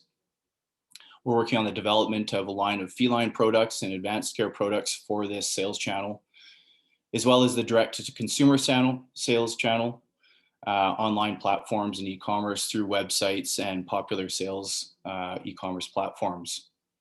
We're also working to develop a product line custom tailored to the grocers and mass merchandiser sales channels. Perhaps most importantly, with respect to our focus for innovation, Health Canada has yet to release a regulatory framework for veterinary health products containing cannabinoids. And it's through strategic partnerships and industry collaboration that we look to become a globally recognized leader in this emergent market space. A couple of notes with some of the additional players on our team. We've got Clark Stride, who has 30 years of experience in the CPG sector, 15 specifically in the pet specialty sector. 7 of those were spent with Champion Pet Foods. He helped launch 2 iconic brands in the US, bring sales from 0 to 60 million within the period of 5 years. And then with respect to our manufacturing facility, that's located just up outside of Red Deer. Our head of operations there was previously had careers with Nova Chemicals and RAR Malting, and has a strong familiarity with ISO certifications, process improvement, and design. We're seeking to raise $1.5 million. Our pre-money valuations at $4 million. To date, we've had 2 raises. We've raised $630,000 to date, and also been able to secure over $70,000 in non-repayable grants. Our focus of these funds is directed towards facility improvements, ISO 22000 certification, as well as CFIA certifications for export, additional product development, marketing and advertising, as well as international market entrance. So why invest now? Our products have been market validated by proof of our first year to market. Our sales in January 2022 were the highest to date, and we're positioned as a first mover in this emergent market space. As well as we've got a line of super premium products, which generally carry margins greater than the general kind of shelf fill. And we've assembled an amazing team, and we believe we're on point with a lot of global trends within the pet food sector and pet health product sector. Thank all of you. Thanks, Anthony. Are there any questions from the chat space?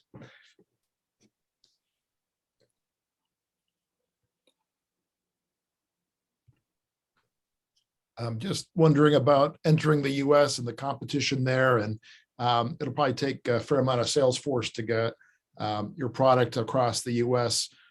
Is that your major next market, and how do you plan to get in and penetrate there? Yeah, that's actually a bit of a challenge right now. Believe it or not, we can actually send hemp-based salad dressing or cereal topper across the US border for sale, but we can't yet send hemp-based pet products across the US border.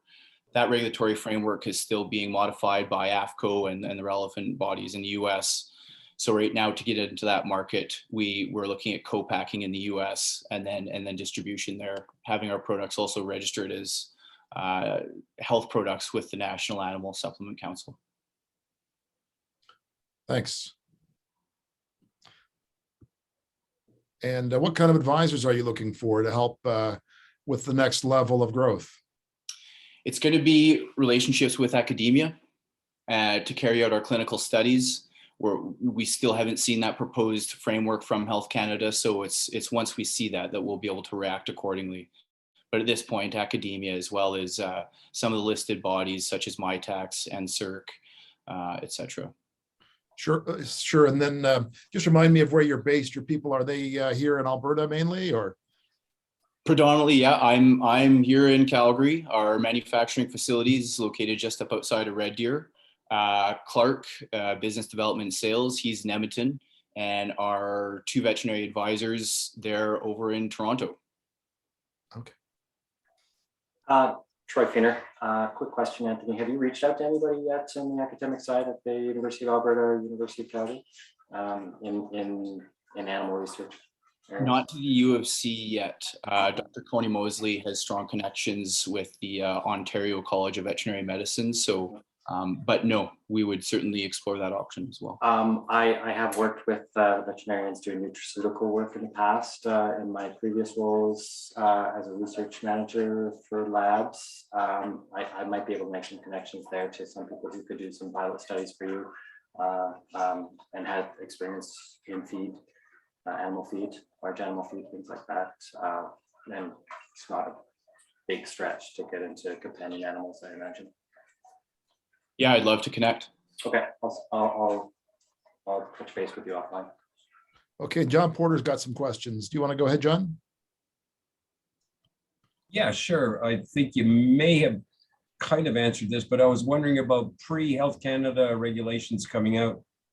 Have you began or any ideas on what you would do with testing with the phytocannabinoids in the pet food market?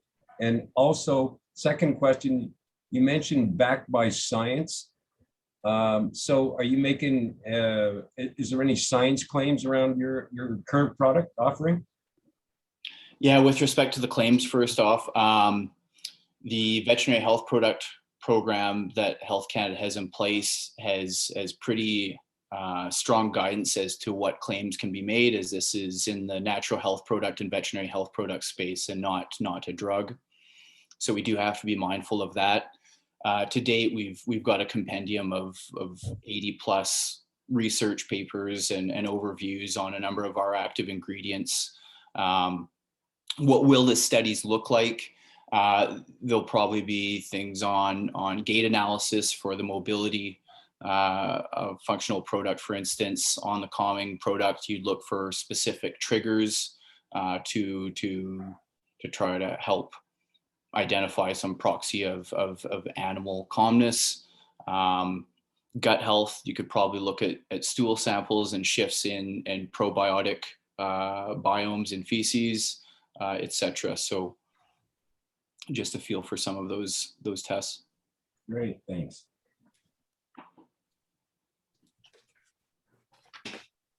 All right, thanks, Anthony. Thank you. So now I think we'll have a quick break for our next session, which is chaired by Christy. Okay, and I want to thank you very much, Zach, for helping out today. That was great. We had some really good talks, and I really appreciate you chairing. Our next chair is Christy Pierce. And Christy, if you're on board, feel free to say a couple of words about yourself. And we're just a minute before we start the next session. Are you there, Christy? Just while we're waiting for Christy to come online, I'll just say a couple of words about Christy. She's been helping out with science, with Discovery Lab for really since inception. She's the CEO and founder of New West Networks and specializes in economic development, government relations, and foreign direct investment. And Christy, if you're on board, I'll hand over to you. Otherwise, Daniel Alessi, feel free to share your screen and you can kick off and feel free to introduce yourself. We can see you. Now we can see your slides. You're on mute and just full screen.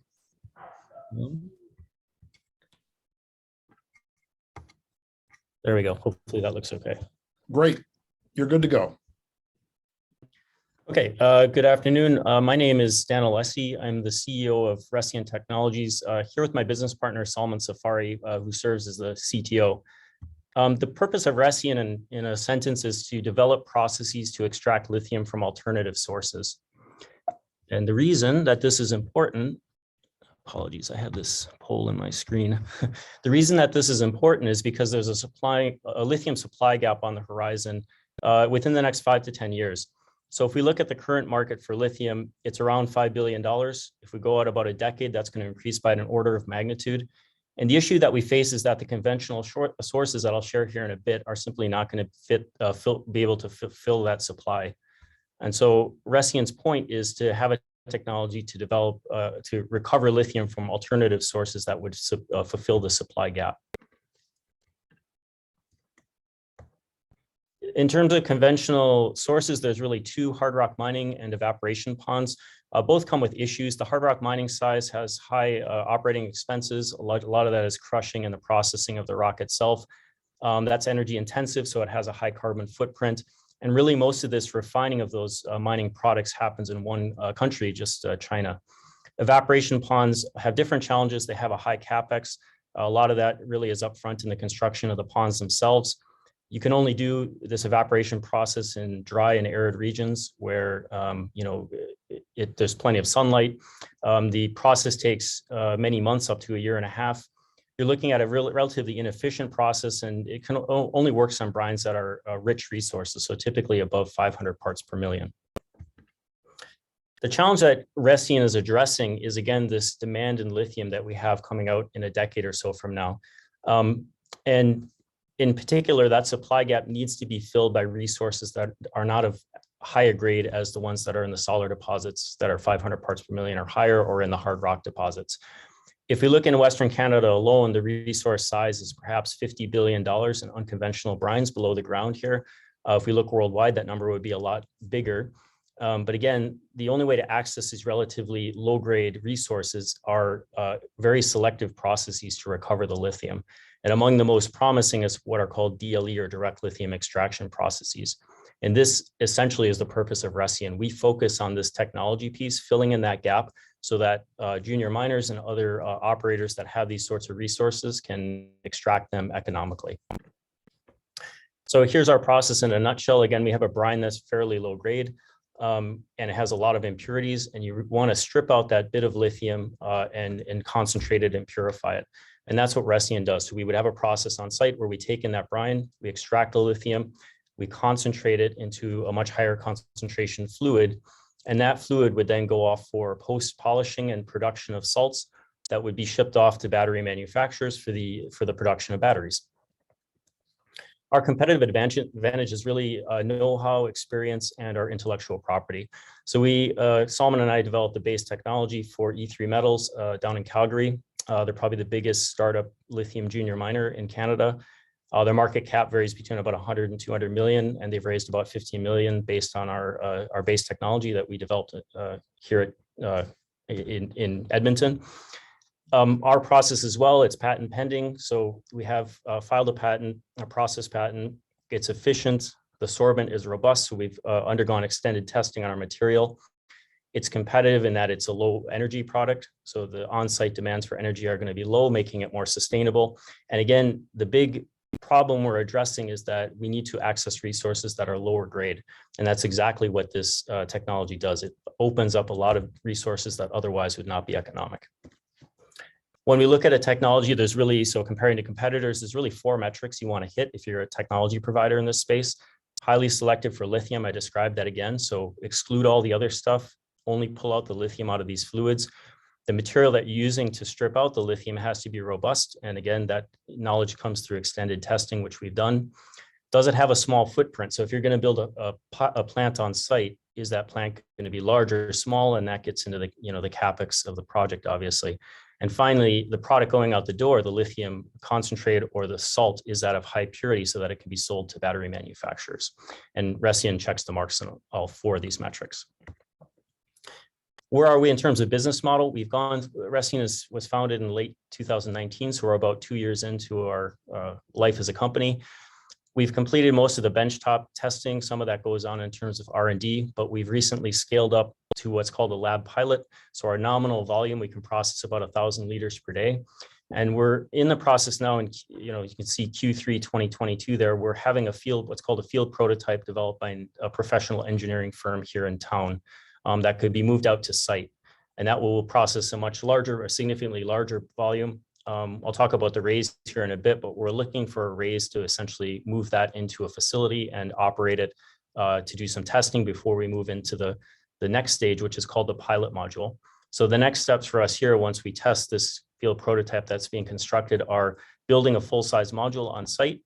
And the advantage in terms of our technology is it's highly modular. So once we prove out this single module on a partner site, we would simply add modules depending on the size of the site. In other words, the brine volumes that are being processed at that particular location, and that's the commercialization process here.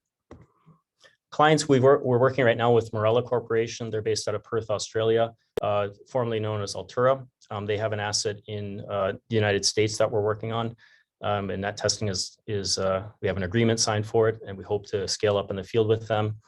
3 other junior lithium miners we're in serious conversations with a testing schedule for early this year, and several other companies that we've initiated conversations with, and we're waiting on decisions.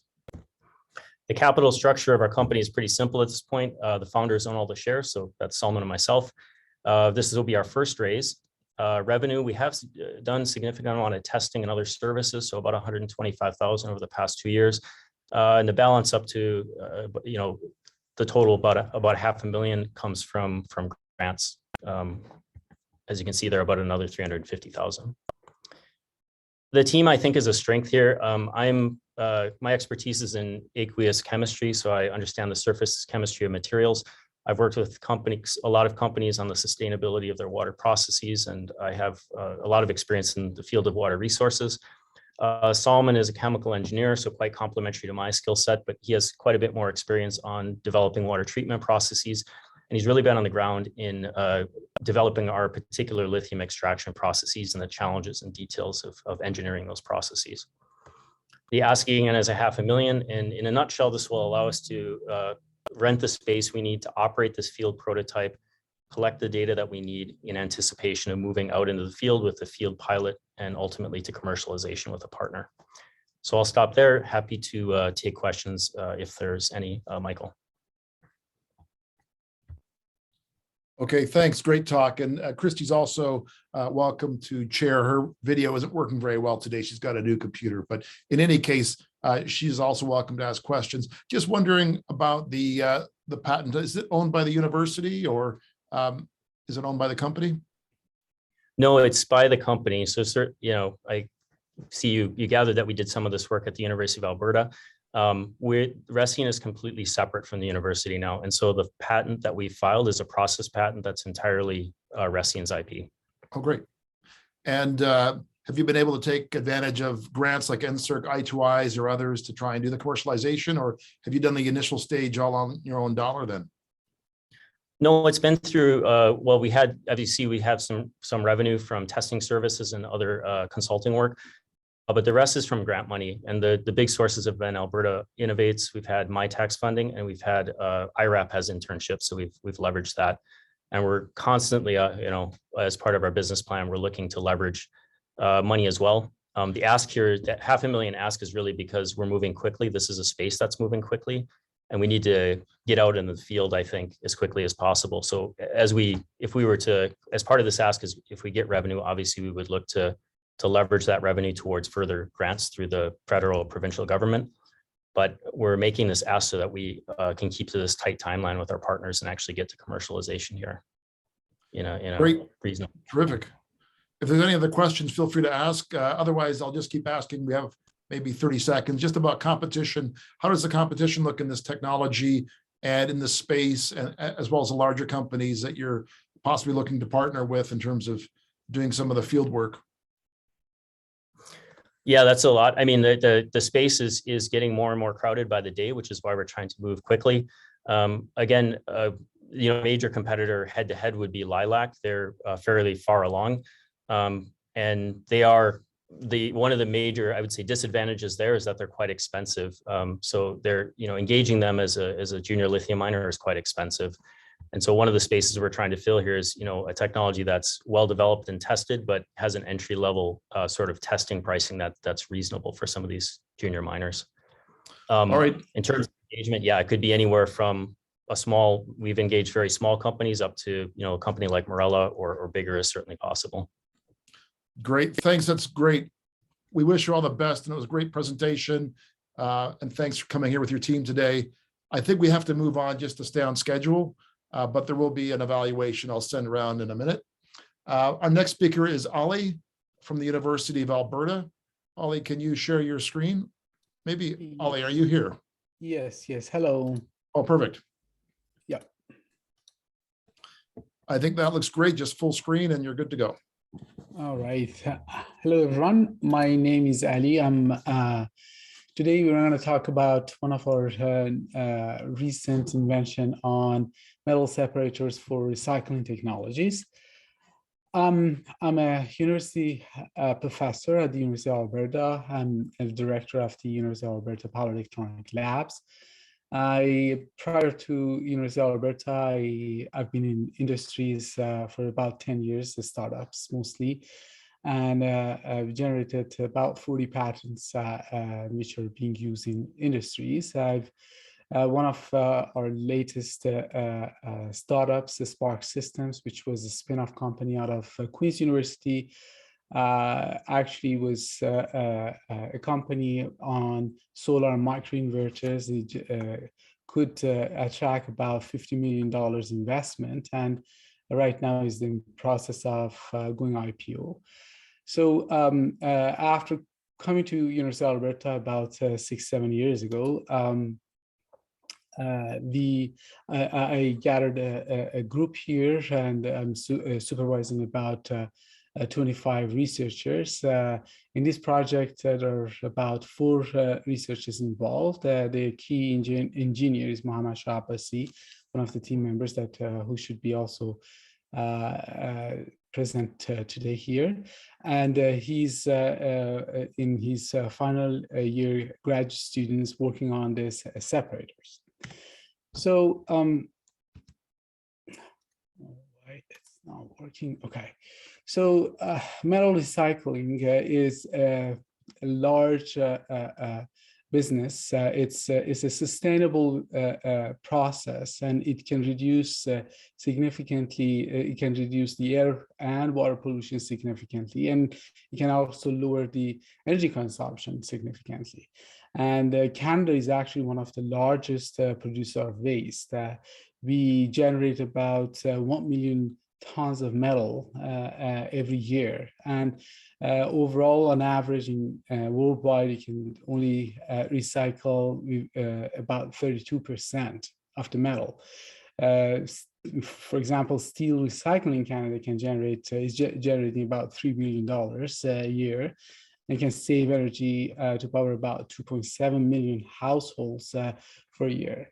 So if you look at the different types of metals that we have for recycling, we have steel, which is ferrous, which can be attracted by magnets, and non-ferrous, which is like aluminum or copper.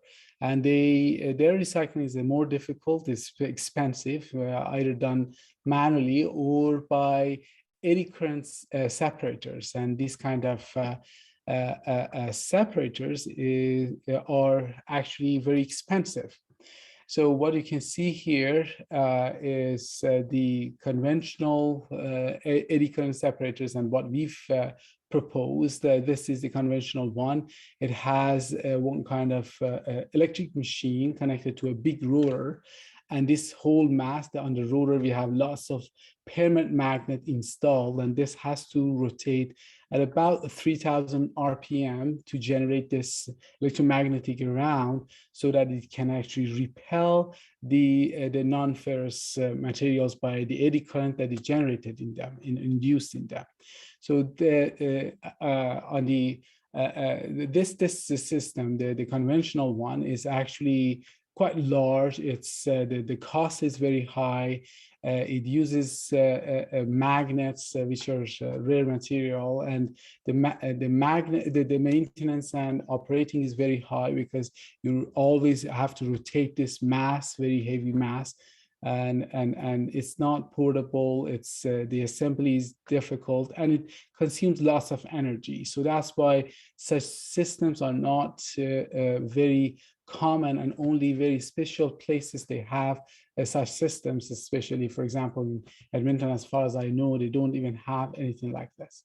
So what we're proposing is to replace this whole system with a piece of electronics. And so there's no movement, there's no mechanical electric machine anymore. So the cost is going to be much lower. There's no movement, so the maintenance is very low. And we have a special controllability, because here we're doing it electronically. We can generate the electric machine, the electric field instantaneously, or change it. So we can separate different kinds of metals instantaneously at the same time on the same roll, so that each one of them will end up in a different basket. Then the power consumption of this is very, very low, because this system actually does not have any mechanical parts moving at such a high speed. So what we've done so far is that we've built and designed and built the prototype of this, and implemented in the 10% scale down of this is implemented. And we have a patent application that is being filed and will be finalizing in a couple of months. And we're asking for $100,000 to $300,000 initial investment to be matched with NSERC and other resources, get about the leverage of 3 times. And we believe we can finalize this for an industrial prototype size in about 1 year and 2. And this is a picture of the electronic board that we've designed with a structure that comes inside the rolling system. And that's about it. Thank you. If you have any questions, I'll be happy to answer. And Christy, welcome back. We can't hear you right now, but we can see you. Great talk, Ali. Really enjoyed that. Just wondering where you are in terms of the looking for partners. Are you looking to spin out a company then, and looking for someone to come on board as a commercialization partner? Yes, exactly. So we're looking at different possibilities at this point. If we can attract, if we can get about $100,000 to $300,000, we'll be in a good position to partner with someone, make the first industrial size prototype, and then we can do a spin-off exactly like the other ones that I've done before. Great. And I was also impressed by your previous experience. I guess you raised a fair amount of money and had the IPO, or it's coming out, I guess. What was your biggest lesson from that experience that you could benefit from here with this story? You should be unique and one of the first ones. And that's what we did there. We were the first company in Canada doing that kind of microinverters, and is third in the world. So very, on time, and we're innovative, and we're doing very similar thing here. This thing that we're proposing has no other counterpart, and no other company is doing this. This if you wanna, compare this to some other technologies, it can be compared like an electric car compared to a normal car, gas engine car. So that has all these mechanical parts, and the electric car has removed all of those. And that's what we're doing here. We're removing all those mechanical moving parts and making completely electronic. Sure, that sounds great. And just wondering on your IP strategy, how are you getting a really bulletproof IP portfolio? Because it looks to me like this is going to be very attractive technology that the competition will love to try and reverse engineer or whatever they can, right? So, yeah, it's a very special design. If we, what we're doing is that we're covering all those special good designs that can generate the amount of electromagnetic that is needed for some application like this. And that should block any other, competitor to enter. Okay. And just one last question. Unless anybody else has a question, feel free to chip in. Christy, I'm not sure if we can hear you yet, but we Maybe. Can you hear me? Oh, perfect. Yeah. You have a God, question. I fixed it. Hello. Christy's back. I got a new computer, and my settings are all over the place. I have not sorted it out yet. It's been one of those computer days. I don't know if I missed this when I was reloading the page, but who are your customers? Like, do you go to like the big recycling facilities and give them a different option, or landfills? Yeah, that's a very good question. Any recycling facility or any companies who actually right now making all these recycling technologies, we can either sell the technology to them, or we can ramp up the production and just sell them the final product. So it depends what path you want to choose. And how big is it? Is it like the sea container size, or is this it is like a little very, yeah, let me show you that. This material feeder, this roller and everything, this is like 1 meter by 2 meters. And our device, it will be actually embedded inside this this roller. So it's very small. Ours is like just some structure that can go inside that that roller, and it will hide there, right? So it will sit there. Okay, thank you. Yeah. What's the hardest thing about scaling this? If you want to bulk manufacture this product, are you looking for partners for that, or what would be your ideal partner to really go to market with this? Honestly, this is very straightforward to scale. It's a piece of electronic that can be manufactured anywhere. We've done in a previous experience, we did it in China, or it can be any contract manufacturer. And this part is just some special winding. We did it with 3D printing, but it can be just a simple structure that can be built to hold these windings, and the structure is quite simple. It can be very easily scaled up. Okay. All right. I don't have any other questions. Does Okay. anyone? There's no questions in the chat. I can see. Well, there's we got maybe 2 more minutes. So unless anybody else wants to ask a question, I'm going to ask another one. So I'm just wondering about your team, and you've done this before, so you probably know you need a diverse skill set to really get to the IPO. What kind of skills are you looking for to help build out your team? So, in this one, we need someone who's expertise in electromagnetics, and we have already have that person. Mohammed is the one, and we need people with DSP electronic parts, the power electronic and the electronic and the CPU, what do you call it, the the intelligent part, the DSP parts, and to program that. So these are different skill sets, and with like 4 people, this can be easily, produced as a product. Great. I think that's it for me. Thanks so much, Ali, and Christy. Thanks so much for sharing today. Do you want to say a bit about yourself so people get to know you? Thank you very much. Thanks, Ali.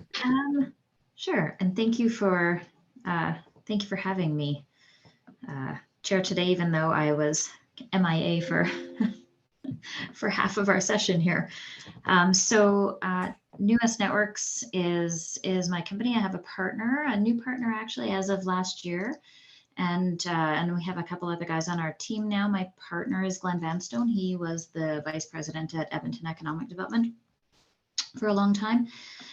We work with companies that are essentially going to new markets, whether the new market's Canada, and we're working with companies coming in here, or we work with them on everything from market assessment all the way to in-market resourcing in other spaces. We specialize in ag tech, consumer packaged goods, aviation, clean tech. I have partners in aerospace, so pretty broad range of organizations that we work with, but all of our backgrounds are economic development. So we also consult in that space. So we can help companies grow. Well, thanks, Christy. That's great. And you've been a great help here. I really appreciate it. And I think maybe we're ready for Don to pitch now. So Don, feel free to share your screen. Hello. Okay. There's a bit of background there, Don. I don't know if that's you or if that's someone else, but. I don't think it's me. Okay. I don't know that anybody else has got their mic on, so maybe it's me. But yeah, a bit of static, but just talk close to your mic and I'm sure we'll hear you. Okay. Hello, my name is Don Howlett. I'm the founder and chief development officer at Wildfire Innovations Incorporated. Accompanying me today is Chief Operating Officer Ken Hine in Edmonton and Chief Executive Officer Peter Stockman in Santa Barbara, California. They'll help as a team. We'll field any questions that you might have at the end of this short pitch. So welcome to the wildfire protection presentation about our climate changing ARIS technologies, the elevated rain induced solution. Our mission is to partner and accelerate an effective revolutionary concept of wildfire protection to give back peace of mind to firefighters, humanity, and our planet with harmonious, cost-effective solutions. I'm Don Howlett, the founder and chief development officer at Wildfire. Sorry, get the wrong slide. There we go. Each year, wildfires alone burn 865 Don, million. you need to share your screen. It is shared. Thanks, Kevin. Yeah, maybe you can just swap your screens. There might be a button on the top left. And you can begin again if you wish as well, because we did miss that first slide. Can you see my screen? We can't see your screen yet. We can see you. And Kevin, do you have your slide ready for your deck? You probably hit share screen at the bottom, a little green button. Oh, there we go. Don, just a question. Do you have any videos? Or is it just PowerPoint? There are no videos in the presentation. Okay, good, because there's a switch you need to turn on so people could hear it. So just asking. Yeah, go ahead, Don. Okay, there we go. Yeah, very good. Okay, I apologize. Yeah, feel free to take your time, Don, no problem. We can see your small view. If you can just maximize that slide, and then you can start whenever you're ready. Is this working now? Well, we see a presenter view, and in the background. Close.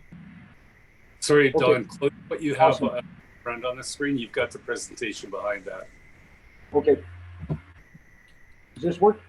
No, close that. Close that one. Well, I got to be able to read it. Anyway. Yeah, we can see your text, which is fine. Maybe just make it as yeah. small as you can and move it to the side. Okay.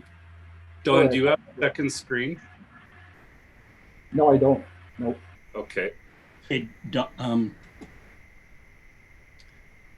Sorry, Don, if you were to click on that, yeah, just scroll over that bar on the left-hand side there and minimize it. Also, if you want, if you want, Don, I can share the screen, the PowerPoint, and you can speak to it.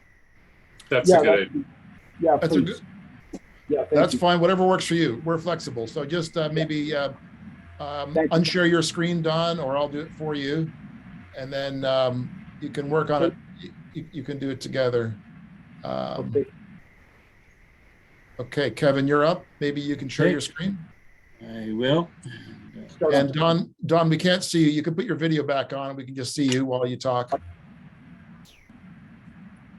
Okay, we can see you now, Kevin. Just see if you can share your the screen that has the PowerPoint on. Okay, and we can still see you, but not the PowerPoint. Coming at you.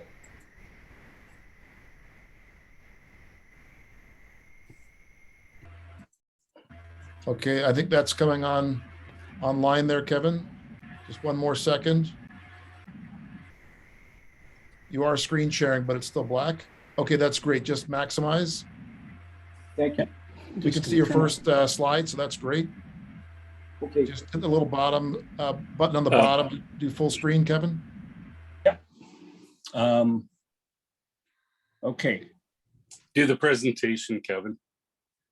Yes. Why? Okay. It looks like it's. I got the wrong screen sharing here. I'll go back to. Well, we can see your PowerPoint. Just hit the little button on the bottom right that puts you in full screen mode, and then I think you're good to go. Okay. I have lost the Zoom. Can you hear me? I can hear you. Okay. I'm going to stop the share for just a second, gents, and I'll reshare that.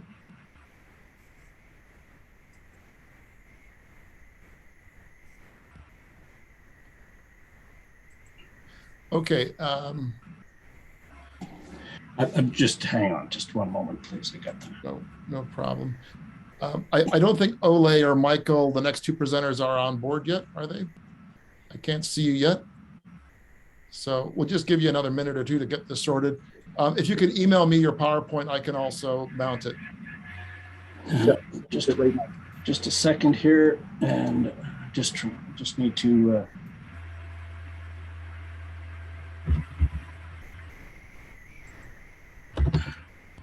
Exit. Okay, and I'll do that again.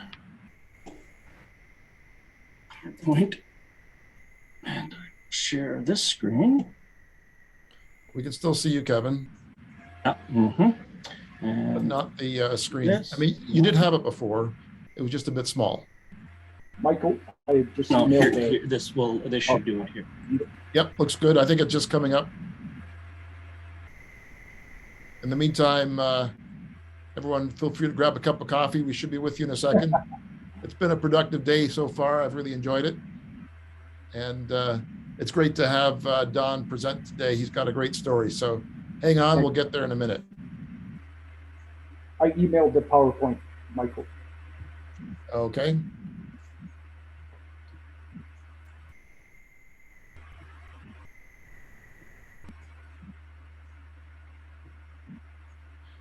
I haven't seen it yet.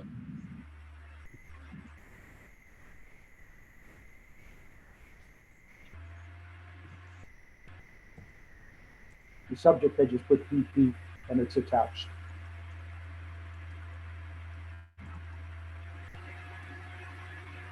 Okay, that's great. Why don't you go ahead, Kevin? We can see the slide now. Okay. And Don, you're good to go. Okay, slide 2, please, Kevin.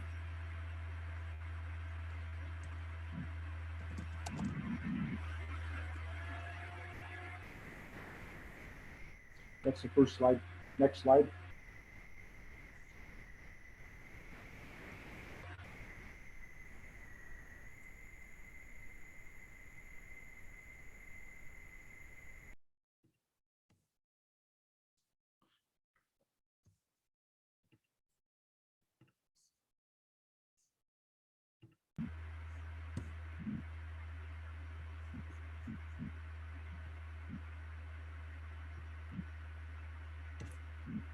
Sorry, Michael.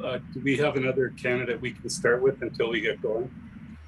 Yeah, I've just emailed the other candidate. They're not online yet, but I'm going to just share my screen. That it came through here, and then you should be good to go. I'm not sure yet. Can you see my screen with the wildfire innovations? Yes. Yeah, if you could do presentation mode, that would show the full slide.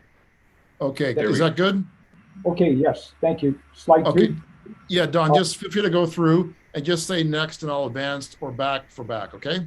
Okay, next. Each year, wildfires alone burn 865 million acres and are the cause of 340,000 human deaths. Totals for nature cannot be estimated. In early May 2016, a wildfire burned for 17 months and destroyed 2,400 structures, which caused nearly $3.6 billion in damages, with expenditures totaling $9.9 billion. Any idea where that was? Well, if you live in Alberta, Fort Mac, yeah, you're right. The Oakland firestorm of 1991 caused about the same monetary damage, although sadly took the lives of 25 people. The scalable ERIS technology delivers insurmountable size of timed and targeted suppression changing capabilities and prescription microclimate management to address the increased challenges of climate change and to help reduce the 2021 emitted 1.76 billion tons of carbon. Next, please. After recognizing the increased devastation and minimal changes in wildfire defense and attack throughout my adult life, I had to think of a superior, more effective concept and then designed a suite of patent-pending, insightful, elevated ERIS solutions with monitoring, automation, and equipment tracking. With ERIS, we make it rain naturally with no chemicals. Our objective is to lead the way to resourcefully show the best and safest way to suffocate wildfires of all sizes while addressing climate and temperature change and for less overall cost. Next, please. As a child, I was evacuated from wildfire, not once, but twice, hence my memory of the blue suitcase. ERIS will not only save lives, property, and money, ERIS will help save the environment, municipalities, infrastructure, properties, and forests, anywhere, while also making conditions a lot safer for firefighters and all those involved. Next, please. Our internationally experienced executive team and combined business network from years of multi-sectoral industries, along with support from many senior wildfire personnel, will help deliver a complementary way to quickly and safely tackle this rapidly growing global problem. Our strength lies within our focus on leadership for customer service and safety and technical inspiration for humanity. Next, please. Every year, wildfire suppression is a huge, ongoing, well-funded, mission-critical worldwide problem, and combat methods have not changed in the last 60 years, except the costs. Predictions by wildfire professors and scientists estimate fires to increase as much as 300% by the year 2050. With global wildfire totals staggering around 1.6 million annually, the current state with respect to protecting lives, homes, the atmosphere, the planet, and assets and debts has been and is in dire need of a better solution. Only 5% of the global wildfire issue is in North America, and over $3 billion US is spent on recurring suppression alone for 80,000 wildfires annually. Between Australia, Brazil, and North America, expenditures hover 1.15 trillion. 55% of the global wildfire problem is in Africa. Next slide, please. The wildfire problem is not going away unless we stop it. Global governments are searching for unconquerable protection, suppression, and cost-efficient methods, which we can provide with over 300 models of outstanding one-of-a-kind ERIS technologies to meet any budget. Potential customers are endless, including agriculture, telecommunications, reforestation, prescribed burning, oil and gas and mining, etc. Next slide, please. The ERIS advantage defeats all other methods in over 50 categories exceptionally in coverage size, cost, and employment opportunities. A controlled 24-hour resourceful suppression that has already surpassed the largest aerial competitor by at least 21 times in size when compared at 1,600 linear meters of coverage and in a fraction of their time. Sorry, Don, next slide, right? Number 8 shows local weather. Thank Local weather, the one before. The slide before, previous. Yes. Next. Thank you. When compared at 1,600 meters of coverage and in a fraction of their time, where and when you need it most, and that's not the ARIF's limit. Next slide, please. We welcome all native groups and strategic players globally to our franchise who would be interested in a remarkable return on investment with 3 levels licensing opportunities.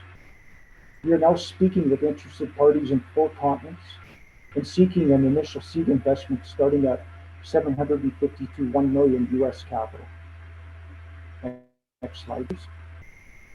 Wildfires take no prisoners.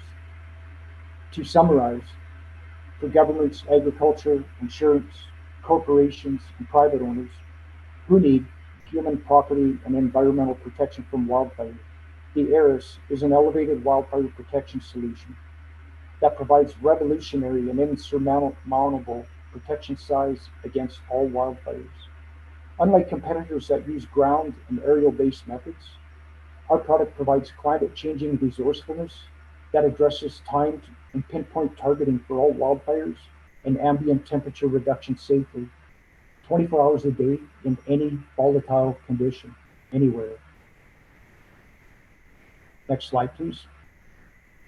If you have any questions about how wildfire innovations might fit within your investment portfolio or serve and protect your municipality or country or region, or you would like to learn more, please feel free to contact Ken, Peter, or me. Thank you for your time today.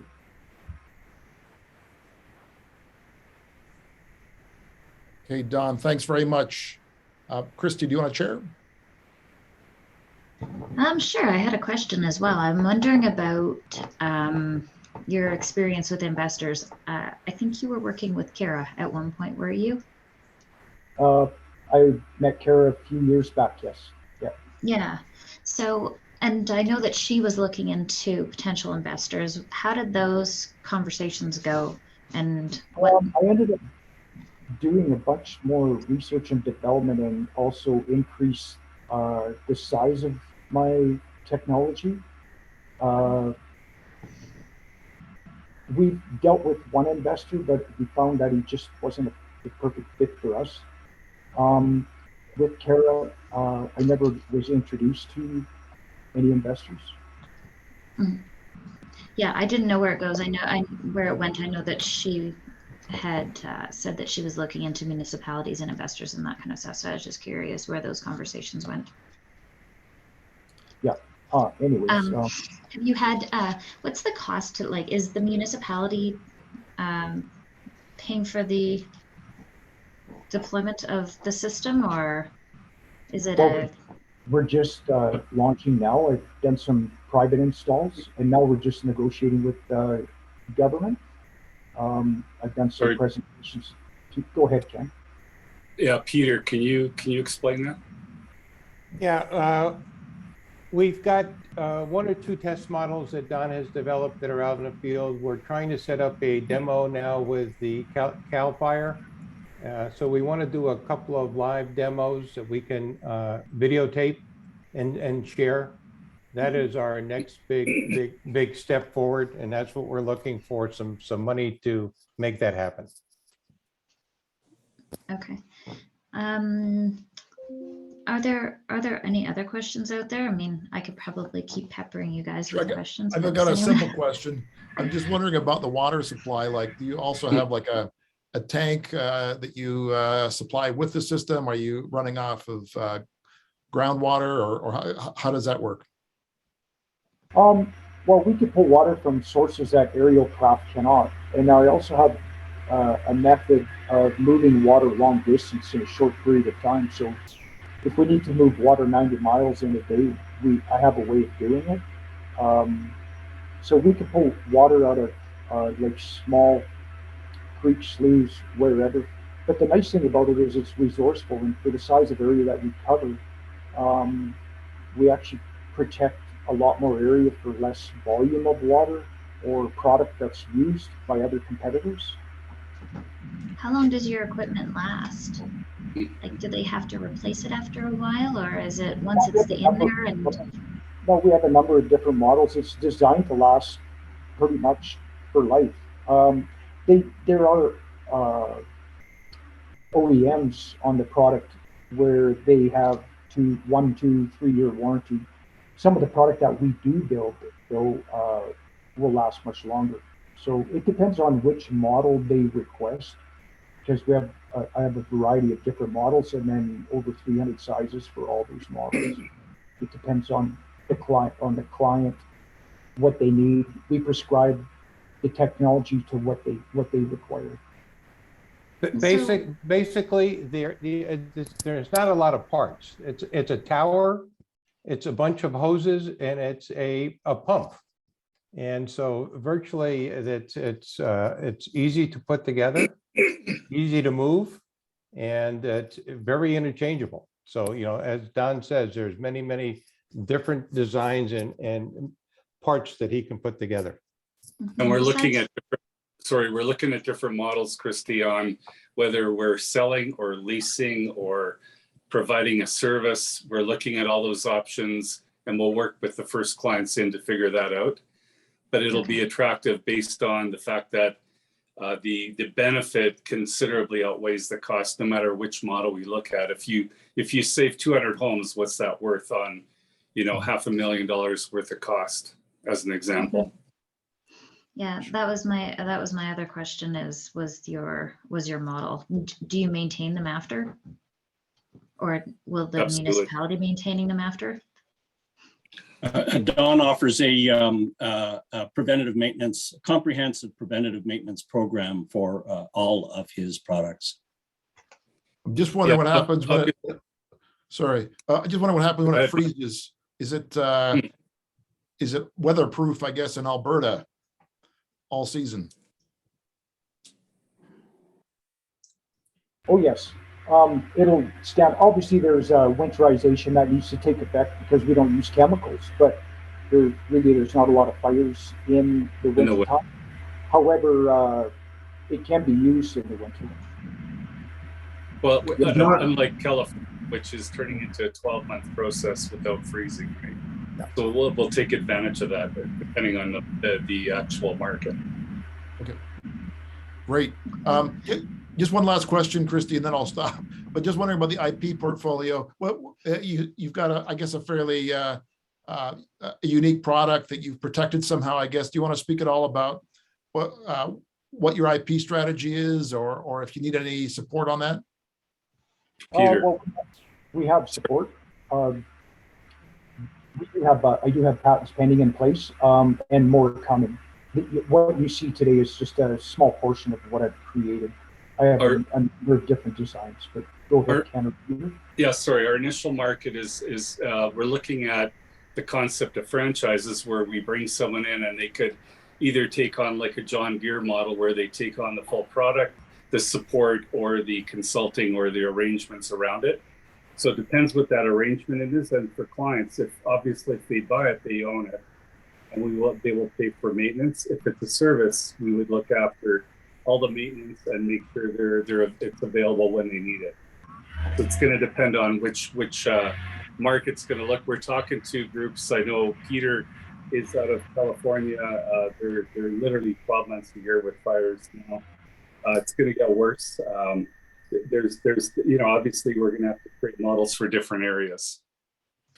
Okay, thanks so much. Power companies? Oh, yeah. Have you talked to power companies in California? Because they're responsible for the maintenance around all their power lines, and it's so cut up that it's one of the major causes of. Absolutely, Christy, that Don has developed one that actually will attach to a power tower. So it's, that is the utility companies are a big market, and so are insurance companies. So it's yes, sure. There's a lot of markets out there that we're looking at. Interesting. Thanks so Any much. other asks for Okay. this group? Pardon me? Any other asks for this group other than your fundraise? Nope, that's it. Okay. Thank you. Okay. Thanks so much, guys. And thanks, Christy, for chairing. Our next presenter is in the room. Who's the next presenter? Is it me? That's Ole, actually. We're a little behind Michael, so if you All could right. hold on, I apologize for the slight delay, but Ole, you're welcome to share your screen. All right. Can you see that? Yep, we can. Okay, wonderful. Okay, and obviously everybody can hear me. So thank you for taking the time and for having invited me to make this presentation. So my name is Ole Wokerau. I'm president of Blue Eden Clean Tech Inc. We are a clean technology company. Our focus is in using a variety of proprietary electrochemical and thermochemical processes in order to unlock value from various different waste streams,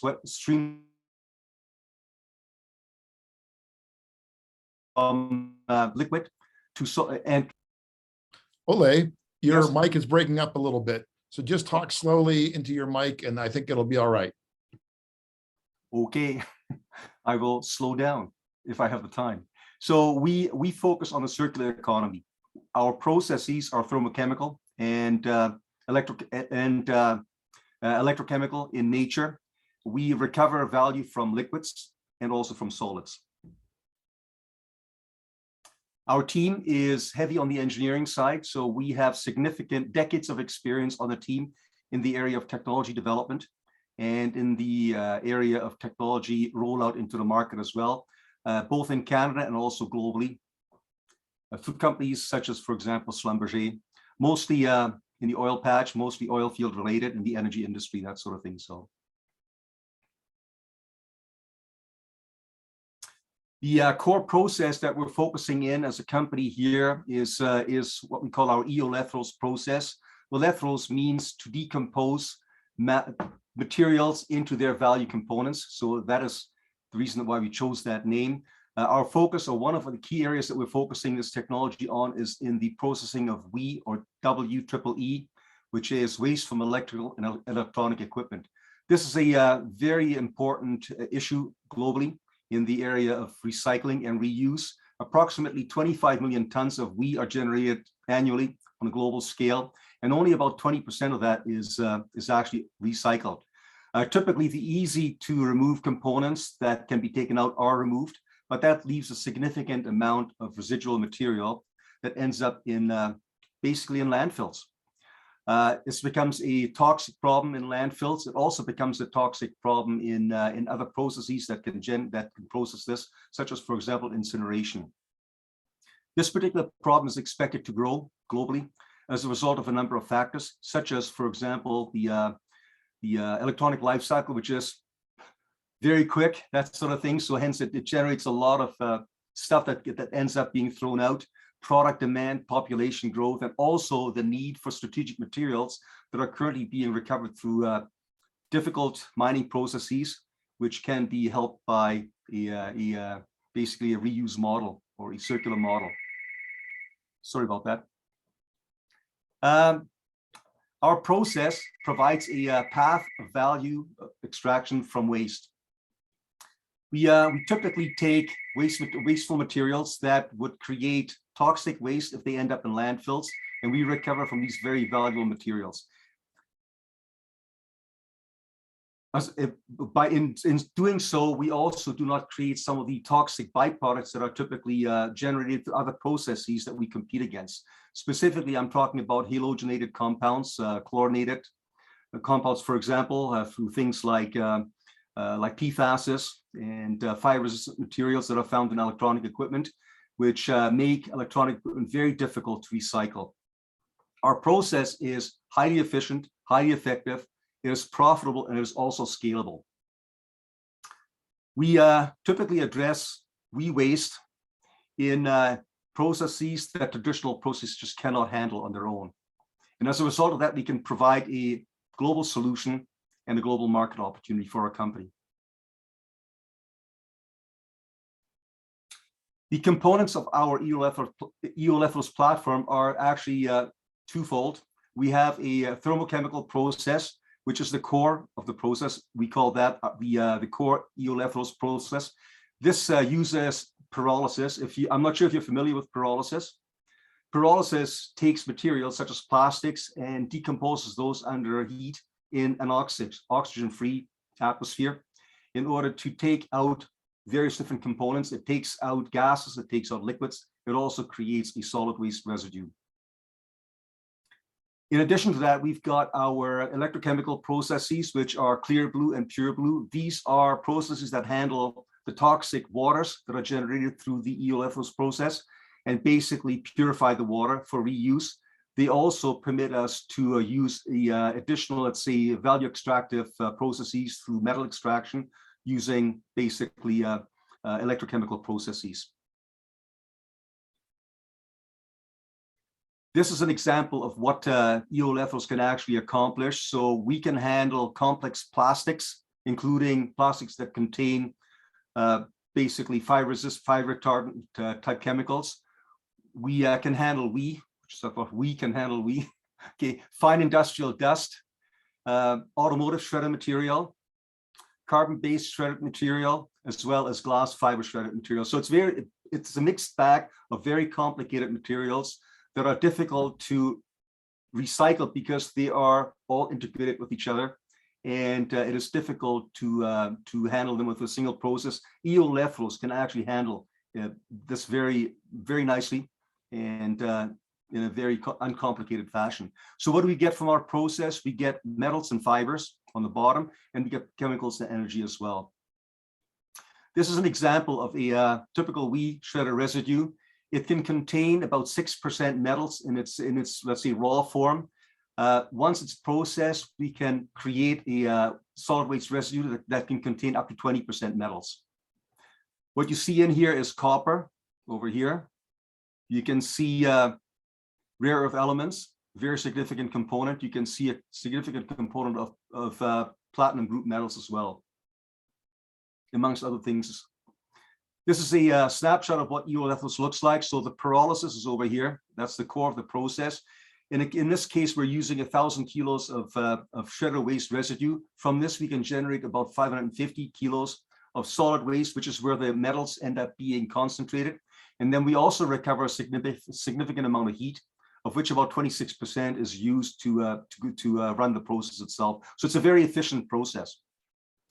If you're looking at our cash flow projection on this on a modular form, we're looking to commercialize a 12-ton per day platform in 2024.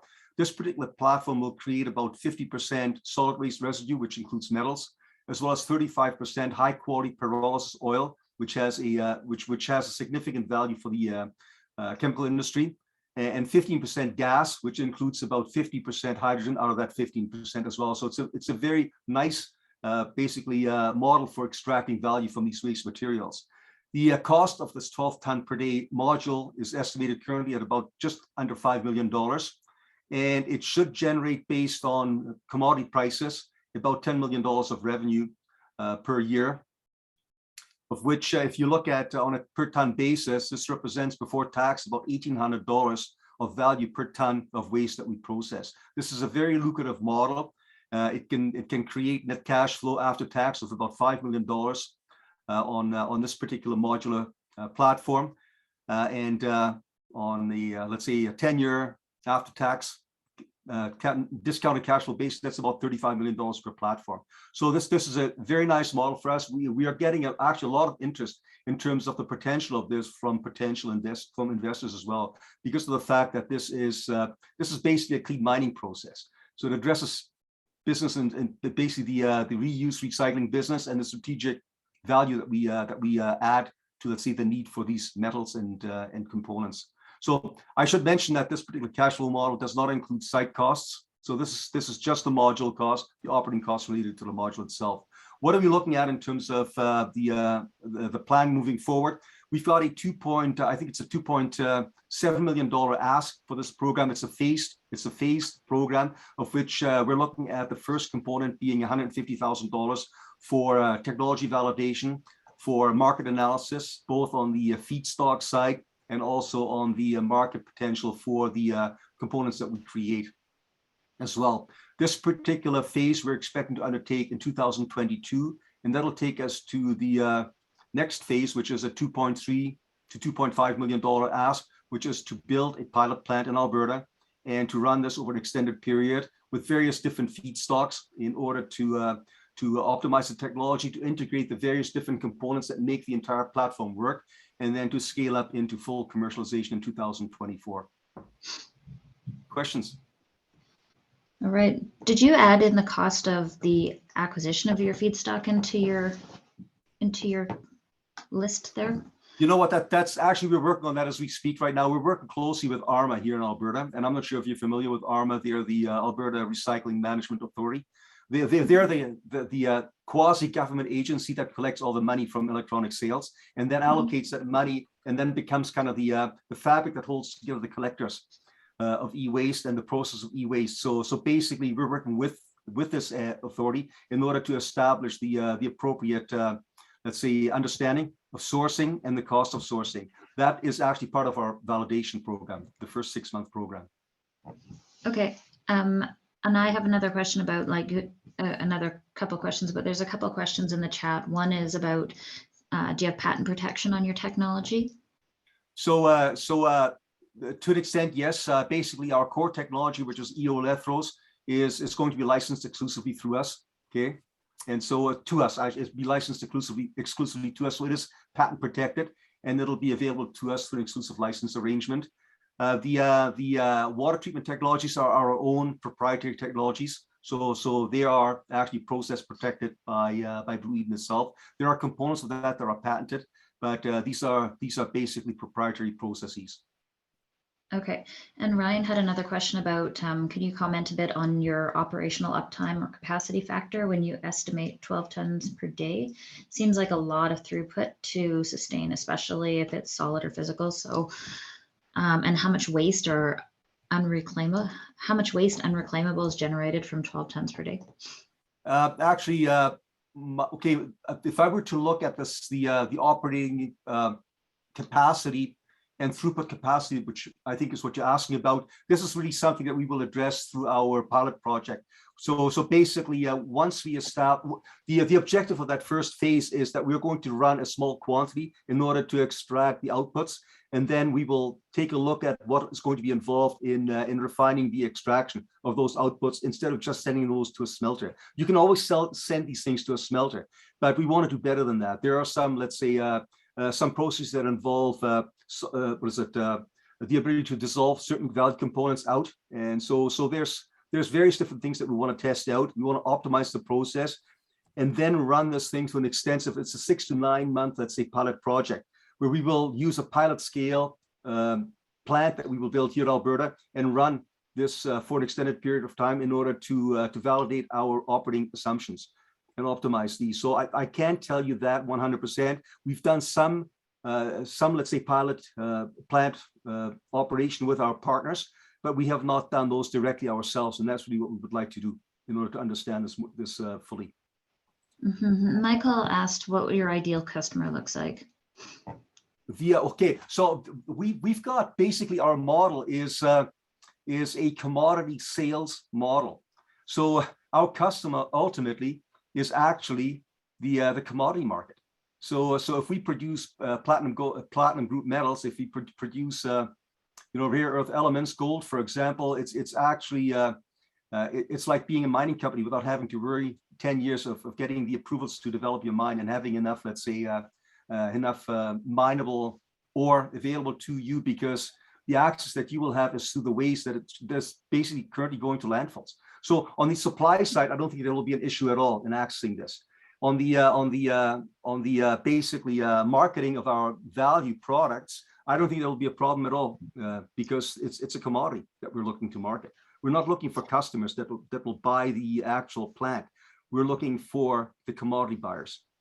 Okay, and I was just wondering about your the residuals from the process. Like, what are the chemicals? And I mean, are you flaring your heat off? Like, what kind of energy is being produced? Because you just said energy in big bucket. Yes. And So what are you doing with it? So the energy that's produced, first of all, it produces heat. So we have residual heat energy that we can use. It produces syngas. Most of it would be in the form of methane and hydrogen. 50% of it is actually hydrogen that we generate. There's also some carbon monoxide that's generated and carbon dioxide as well. So we would selectively extract the value gases, and we would actually use the hydrogen as a chemical feedstock to upgrade some of our carbon dioxide into methane, and potentially use the hydrogen as a chemical feedstock for other things instead of just basically using it for heat generation. Although you can use it through basically you can regenerate energy using hydrogen from a fuel cell as well. So in the area of our pyrolysis oil, we produce a high quality pyrolysis oil, which has a significant light component. Basically, that there's a high volatile component, which would be quite useful for the chemical industry. We're currently looking at assessing the value of that within, let's say, the Edmonton sector with the refineries, in order to see as to what the market. We're not talking about very significant quantities because we're a small operation, but there's still some value that we can generate per, let's say, per barrel of that particular pyrolysis oil. Either as a fuel oil, which would be the base value, or as a highly refined value add into the refinery industry as well. So we're looking at that also. In the solid side, there is a component. Once we extract the metals, there is a component of solid waste, which would be carbon based, mostly carbon, which can be incinerated. That's basically just fuel. Okay. And then in the area of water, of course, we're looking to purify the water with our electrochemical processes. So the water would be recycled or reused once we clean that. I hope that answers your question. That was my other question, was about water, because of Alberta Environment and any of them, if they always have lots of questions around the water that's used in the process.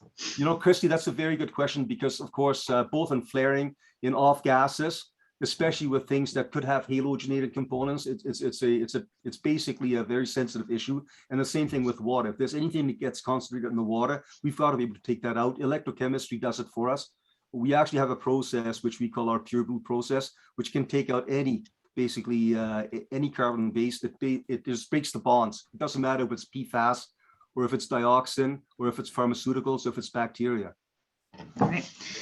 Thank you. I think it's time to move on. Hey, Michael.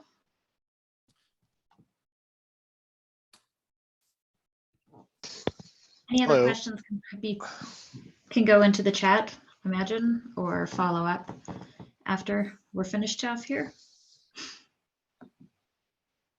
Okay, I'll just get my screen shared here.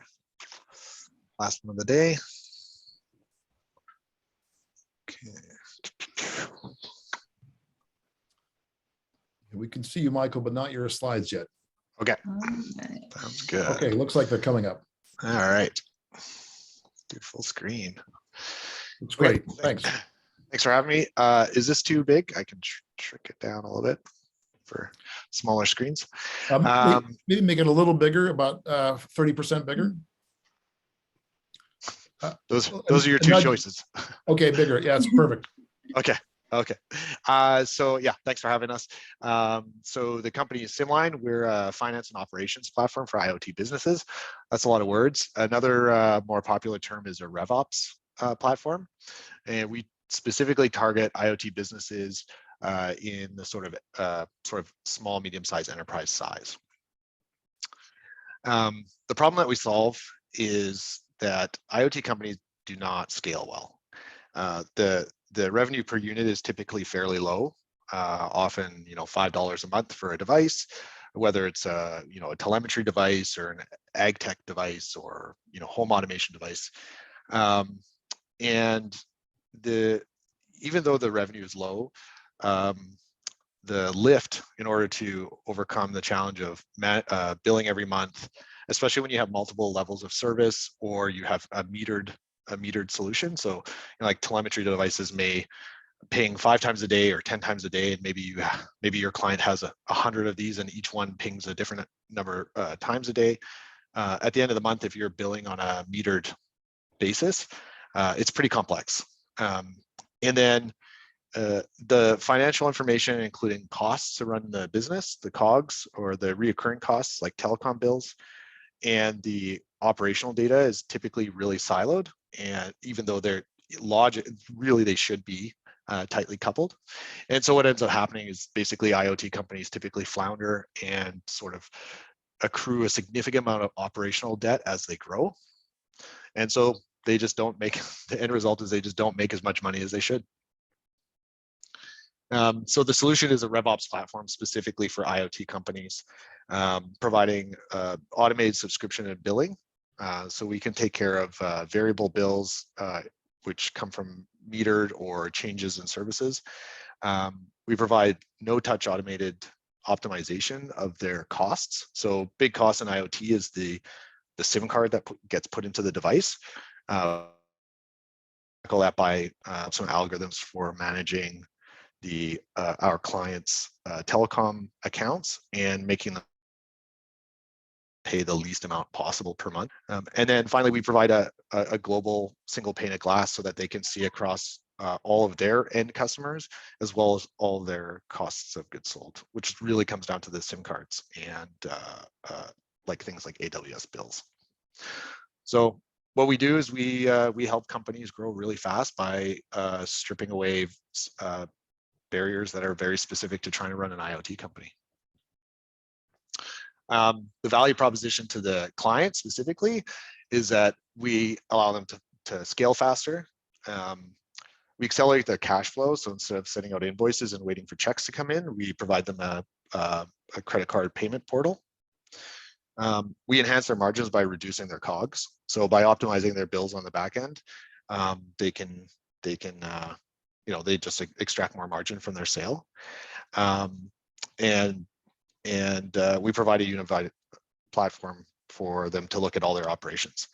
And I would also say that by eliminating the complexity of billing, we allow IoT companies to have more segmentation in their pricing to hit different markets. So a really common side effect of trying to run an IoT company and trying to bill is that it's so complex that companies typically end up doing really simple billing because they can't handle anything else. And by doing simple billing, you don't segment your markets properly. So you really just don't get as much cash out of the market as you should.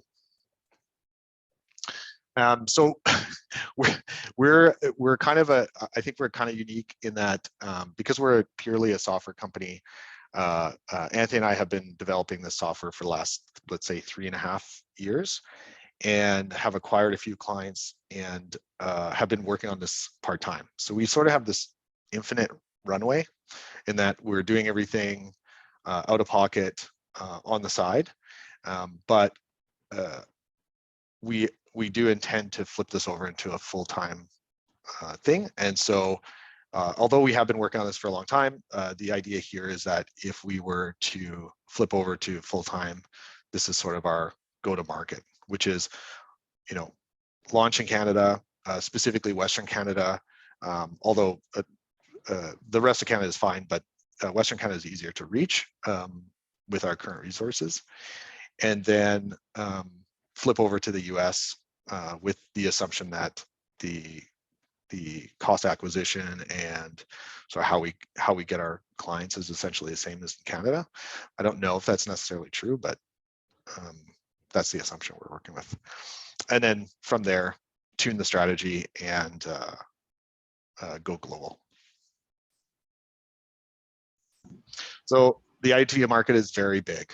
1.3 trillion by 2026 as a compound annual growth rate of 10.5 right now. And the funny thing about it is if you read market research on IoT, the newer the research, the bigger the market is. So if you go back to like 2011, people said it was like, 500 billion, and then 2017 it was bigger, and then the latest ones are around 1.3 trillion. So it's growing, it continually grows faster than people expect. Well, at the end of the day, what we think is reasonable for us to be able to actually obtain of the global market is just under 831 million as per the slide. So, and then the Canadian numbers are below, adjusted for the market data that we got and sort of population size. So how we actually make money, very similar to what you'd see with something like Shopify or FreshBooks. Essentially, we provide a platform that companies can get their work done, and that's a flat fee of $350 a month. And then we also provide a payment gateway where we take 2.5% of the revenue billed, which is a huge chunk because even small IoT companies can have very the ratio between their costs and their revenue can be surprisingly large. So that 2.5 can be pretty big. And then we've been building this with white labeling in mind right from the beginning. We think telecoms and sort of the equivalent are a great way to reach additional market. So we would provide the entire system on a platform license fee, or some partners would rather the hybrid model where they sell your product, but you actually serve it, and it's still branded as you. And typically with carriers, that revenue split is 70-30, with 70-30, where the carrier takes 30%. What they give you for that is a gigantic sales force. Yes. Alrighty, shall we wrap up pretty quick here? Yeah. We're a little bit behind today, and I want to make sure that we have time for questions. But sure. Yes. Yeah. So just really quick, who we are. We've been doing IoT stuff for like the last decade. We were sitting on the other side of the table for the last decade, fighting with these problems, so we decided to solve them. And yeah, that's it. Nice. I'll leave it at this. Ryan had a question about your competitors, which you had your competitor slide up. So yeah, sure. Comments on competing in the space. My comments? Like who else is doing billing for IoT companies? I don't know anybody. Yeah, it's a boring space, which is great. Mostly, so I tried to find small, medium-sized enterprise products. There's not really any. There are SME products for doing SaaS billing, but SaaS billing is significantly different than IoT. So IoT is like hardware-assisted SaaS. And then SIM card enabled IoT stuff is like kind of the subset of that. The problems are pretty unique, and they require you to actually integrate into systems that the IoT company would use. So the closest sort of strongest competitors to us, but in a slightly different market, would be somebody like FuseBill or ChargeBee. They make really good tools for SaaS companies to bill based on usage, seat licenses, all that kind of stuff. And they do target small, medium-sized enterprise. And they do say that they have IoT stuff, but they're not IoT specific. And so the actual feature set doesn't solve the problems that we're solving. And then when you look at IoT, it's all targeting telecoms. Okay. Yes, I was going to ask who your client or who your ideal customer is. So you're going after the telecommunication companies? No. So I mean, as a partner, sure. We're going to You're breaking up a little, Michael. Am I? Okay. Just speak a little slowly and into your mic. Sure. Yeah. So, my internet is unstable. We're going after the small, medium-sized market, not the enterprise space. Any specific industry? Companies that make devices that they sell attached to SaaS. So I would say IoT companies in general. We're basically a fintech platform. So in Western Canada, the clients that we would go after would likely be very related to heavy industry, because traditionally IoT in Western Canada is heavy industry related. In Eastern Canada, the bulk of IoT services by volume is fleet or telemetry. And then second to that is probably ATM machines. So we're not IoT solution specific because we're not an IoT company. The IoT companies, the markets that they go after is really region dependent. Okay, and there's another question. Do you have an MVP ready, and have you rolled out to any early adopter clients? Yeah, so our system is fully functional. We've had 2 clients for 4 years. We used to do a lot of the work behind the scenes manually, and we've slowly built out the actual software as we tested what features were required. So we've been providing automated cost savings for essentially the whole time, and we've just released the beta version of our billing system. And then we also have a dashboard with like a dashboard, like a BI tool, I guess, a BI dashboard with machine learning based unsupervised trained alerting in it. So it just basically provides clients feedback on whether things in their system are going weird. Yeah, and before we finish up, do you have any ask? What are your asks for the group? Yeah, so our ask is kind of open-ended. We are interested in bringing on a early investor partner to help us twofold. One, to build out a realistic financial model and runway for world domination, and then also some cash to get us through the first phase of that. We're not financed. Somewhere between 100. Pardon? Oh, I thought you said it, but I can't remember. No, it's pretty loose. Somewhere between 100 and 500,000. We're not finance guys, so, and we have unlimited runway. We could just keep on doing this ourselves. We don't really want to do that though. It's too slow. So really what we're looking for is a partner who has an understanding of the SaaS, or building a SaaS business, rapidly growing it. And then the specific amount of cash required to get through the first gate is really dependent on what we collaboratively come to. Sure, okay. That's great. Just wondering, Michael, just another question. I guess Anthony is here as well. So are the two of you primarily, what do you enjoy most about the company? Is it the coding or what kind of skills do you guys bring to the team? Because you're probably going to need a fairly large team to really dominate the world, right? So what other kind of skill sets are you looking for maybe that the investment might or might not come with? Do you need anything else? Yeah, that's a good question. So, I mean, our roles have generally been, Anthony's been doing most of the heavy lifting in terms of the software development. And then my role is more like product management and product design, and helped with some of the algorithm stuff. Where we're a little bit weak is, and we have specific people that we have worked with in the past that we would bring on board in a heartbeat, that helped us with our previous SaaS companies that we worked together with on. So somebody to run essentially be the chief revenue officer. That role has different meanings in different companies, but to us that would be, running the sales and marketing program, as well as sort of working with me in terms of determining the best features to roll out at which times. Okay. And then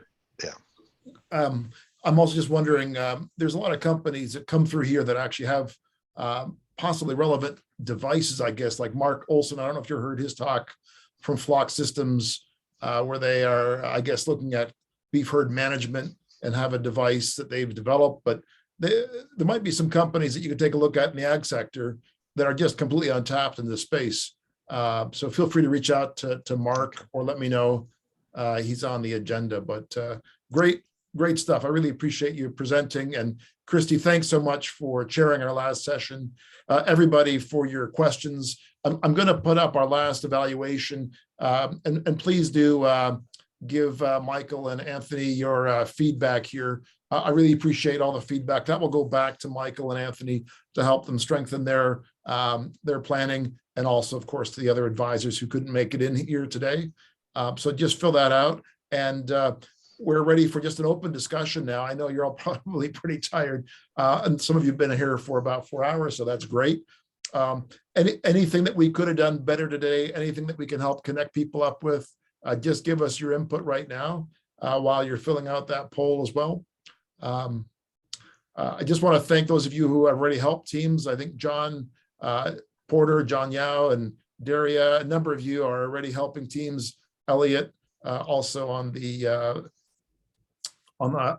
credits for tax preparation, for research dollars. Jennifer on unemployment. There's been a huge number of people helping out today with various expertise. So I would encourage all of you to reach out to Michael, Anthony, and the other presenters if you have any further thoughts where you could maybe offer some suggestions, some connections. Okay, and I'm going to share the video as well with you so you'll see the pitches. I think they went pretty well today. I really appreciate it. A couple bumps in the road, but I guess par for the course. And Christy, I'm glad your computer's working. And Michael, thanks so much for your time. I apologize for putting you last. It was a great problem. talk, and I really hope you guys can connect up, and I really appreciate your time. So if there's no further comments, thanks again, everybody, and Aaron for their support for our events. And I'll probably have another event in May or June. If anybody has a preferred time frame or venue, let me know. I'll get to scheduling that probably in the next month or so, but it'll probably be usually it's a Tuesday sometime in the middle of the month in May or June. So let me know if you have a preference. Otherwise, I'll just choose a date. So, okay, I'll be in touch. I got a bit of work to do to get all the evaluations and videos. So thanks again, everybody. Sleep well. Have a great night and see you next time. Thanks. I'll just put the poll results up there for you, Michael and Anthony, if you're there. And I'll also share those with you momentarily. Well, might take me a little while.